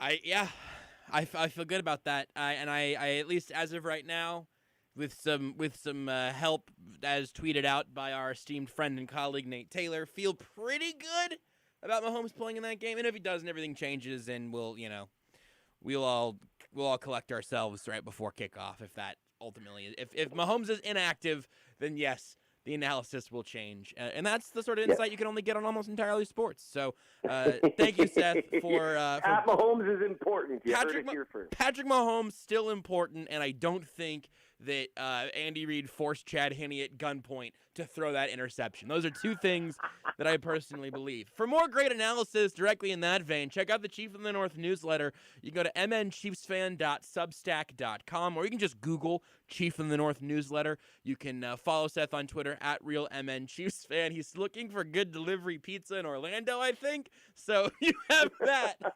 Let him know. And he also... I was disappointed. I'm not going to lie. Yeah. By the pizza or by Orlando, not known for its pizza. Yeah, no, I mean I don't think Orlando has a Little Italy, so I think you should have seen that coming. Yeah, well, it wasn't great. And by the way, Twitter, in case you were wondering, still snarky, still very snarky. Sam, Seth, are you okay? that was pretty good stuff. It was an entertaining night. Did you get pizza? I did. It was okay. Yeah. Whenever you're on vacation, you hope, because you don't know the good local places. I ordered some. It's not like all photo. I ordered from a place here in Anna Maria Island called now I can't remember what it's called. I think like Danny's Pizzeria or something, and their pizza was pretty legit. So, swing and a miss in Florida though. Yeah, well, listen. You notice I'm not giving that place a shout out. No, probably. If you need pizza in Orlando, you can DM Seth. You can DM me, and I'll ask Seth for the name of it if you'd like to eat at the same crummy pizza place that Seth ate at in Orlando. Yeah, probably try something else. Yeah, probably go elsewhere. Thank you, Seth. We'll talk to you again. Hopefully after the Chiefs punch their ticket to the Super Bowl, a real thing that could happen this weekend.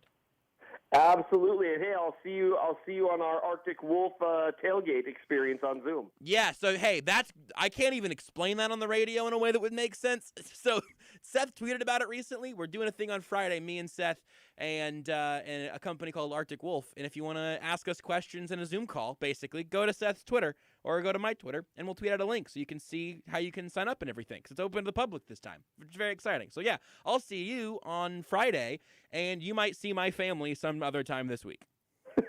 Sounds great, man. Thanks for having me. Seth Keysor, Chief of the North newsletter, The Athletic, time's ours. A Zoom call near you. Follow him on Twitter at RealMNChiefsFan.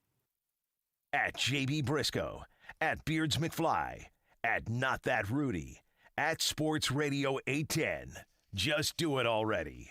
Do you have a frog? A freezing room over the garage? Now that everyone is home, are you looking to convert your frog into an office, a schoolroom, or a comfortable room to escape your family? With no ductwork required, Mitsubishi Electric offers room-by-room air filtration and precise temperature control. Let's help you turn those cold, uncomfortable spaces in your house into a space you and your family will really enjoy. To learn more about Mitsubishi Electric's solutions, visit keepkccool.com today. Now, they can help you whether you need to heat it up or cool it down. Mitsubishi's got you covered. Our biggest problem here in the Sports Radio 810 control room and studio was the heat. We've got a lot of windows and a lot of radio equipment, and our Mitsubishi unit has kept us cool for years. It works like a charm, and it works quickly, and it's whisper quiet. It's been a real game changer for us at Sports Radio 810. Check them out at keepkccool.com. That's keepkccool.com today. Now is the time to establish and/or maintain a barrier around your house. Don't let it break down. At Augustine Exterminators, they have you covered. Augustine Exterminators is a family-owned, local business since 1966. Call Augustine Exterminators today at 913-359-8627 or go online at AugustineExterminators.com. And Augustine is looking for qualified technicians. So call today at 913-359-8627. Finding great candidates to hire can be like, well, trying to find a needle in a haystack, but not with ZipRecruiter. Its powerful technology actively finds and invites qualified candidates to apply to your job. So while other companies might deliver a lot of hay, ZipRecruiter finds you the needle in the haystack. See why 4 out of 5 employers who post a job on ZipRecruiter get a quality candidate within the first day. Try ZipRecruiter for free at ZipRecruiter.com/free. That's ZipRecruiter.com/free. There's only one station in Kansas City big enough to bring you all the Chiefs coverage you need. Sports Radio 810 WHB. The Chiefs are heading to the AFC Championship Game. As the Chiefs get set to take on the Buffalo Bills in the AFC Championship Game. Keep it on Sports Radio 810 for all the latest. The quarterback, Trent Green. Super DJ Derek Johnson joins us. Adam Schefter from ESPN. If it's Chiefs, it's right here on Sports Radio 810 WHB. Menards is your complete plumbing headquarters. Save on over 300 kitchen and bath faucets from Moen in the store and on Menards.com. Moen faucets give you a lifetime of beauty, reliability, and innovative features. Moen products are built to last. Save big on all the latest styles and finishes of Moen faucets. Now at Menards. Savings are good until January 31st. Save big money at Menards. Do you have chronic joint pain, not having success with steroids, but trying to avoid surgery? Well, thankfully, there's a better way, and now it's available in our area from the medical professionals at QC Kinetics, now off 435 and State Line. This is Stephen St. John, and I'm talking about new therapies, advanced all-natural regenerative cell treatments that not only give you relief, but speed up the process of healing and repair. If you've got pain in your knees, shoulder, lower back, hips, or pain from arthritis, or even pain from an old injury, you need to learn more about these potent new regenerative solutions. Call now for a free consultation. QC Kinetics, 816-412-6299. These remarkable new treatments increase mobility, decrease pain, and restore tissue. They actually allow your body to heal itself. Regenerative medicine is here. Don't wait. Call today. QC Kinetics off 435 and State Line, 816-412-6299. That's 816-412-6299. Rock your home with new tops from Kansas City's best countertop fabricator, Rock Tops. They custom fabricate and install stone surfaces that will make you fall in love with your home. Making homes look incredible is Rock Tops' thing. Being nice just comes naturally. Rock Tops offers carry-out samples and virtual or in-home appointments. Call 913-782-0802 or go to rocktopskc.com. Mention 810 Rocks to receive 10% off right now. This is Almost Entirely Sports with Joshua Brisco. Seahawks-Ravens, not happening. Ravens-Eagles. Love this game, love this matchup. Could be an interesting quarterback situation, and Earl Thomas gets to play in the city of brotherly love. Anywho, I love Drew Brees. On Sports Radio 810 WHB. I love the probably retiring Drew Brees. Anywho. Thanks again to Seth Keysor, Chief of the North Newsletter. You should know at this point. What was that, Rudy? I like winning. So he doesn't love Drew Brees anymore. Wow. What's Brees' whip game like? That's what I want to know. Get him back in the good house. The good house? Because right now he's in the dog house. You know, because Drew Brees isn't winning. If you want to get in the good house, you got to have some whips, according to Colin Cowherd. Do you ever feel bad for the people who are just like driving through the Kansas City area and they turn on 810 and they're like, what? From 7 to 10 or from 8 to 11, depending on the night, yes. 100% of the time, yes. Because I honestly, this is pretty meta, but we can dig into it for a second. I really do feel pretty darn good about how this show turns out for people who are almost entirely sports listeners. You know what I mean? Like if you like this show, I think we do a pretty good job at delivering what you ordered. I worry about those people, but it's more because if you like us, something might be wrong with you. Yeah, but I think it's a large enough group. You might have been choked out and dealing with a little bit of nerve damage. That's possible. But I think that's a large enough group to, like, you know, justify to pay the bills. Yeah. You know what I mean? But I do wonder about sort of the onboarding process for people, because I also think there are times, I think if you joined, you know, for either at the top of the last, really, if you joined at the top of ever joined at the top of an hour, started out by talking about Patrick Mahomes, kind of warmed you up to how the show goes. Super sportsy show, by the way. Super sportsy, absolutely. Next segment, talk to Breland Moore, KCTV5, about covering the Bills, covering the Chiefs. You got the vibe of the show there, but you join in right at the top. Same deal with Seth. You got the vibe of the show, got smarter about some things, good talked about mangoes in a way that, really got away from me, if I'm being honest. I like a good mango. Well, but you get in the top of the hour, you get the show. But if you just join in, if you click 10:48. if you click the radio on at 10:48 and you hear Rudy Salazar ask the question, what do you think Drew Brees' whip game is like? You've got to be confused. Here's the thing. I have an excuse, a bailout. This is my 7th hour of radio. Oh, my brain is fried. I was doing the math. You did on I did like Sunday? 6 on Sunday total, but yeah, a lot of talking. That's all right. My voice is here still. We're powering through. I feel good. I got this extra large G Fuel bottle that's basically AES colors, which is very exciting. I'm very jealous. I don't have the extra large bottle. I really like the extra large shaker bottle. I don't know why it's more satisfying, but it definitely is. There's a Twitch streamer who I follow, has his promo code is active, so it's 30% off right now. It's not bad. I may buy a bottle. I got like another starter kit with this one, so I can try some different flavors and stuff.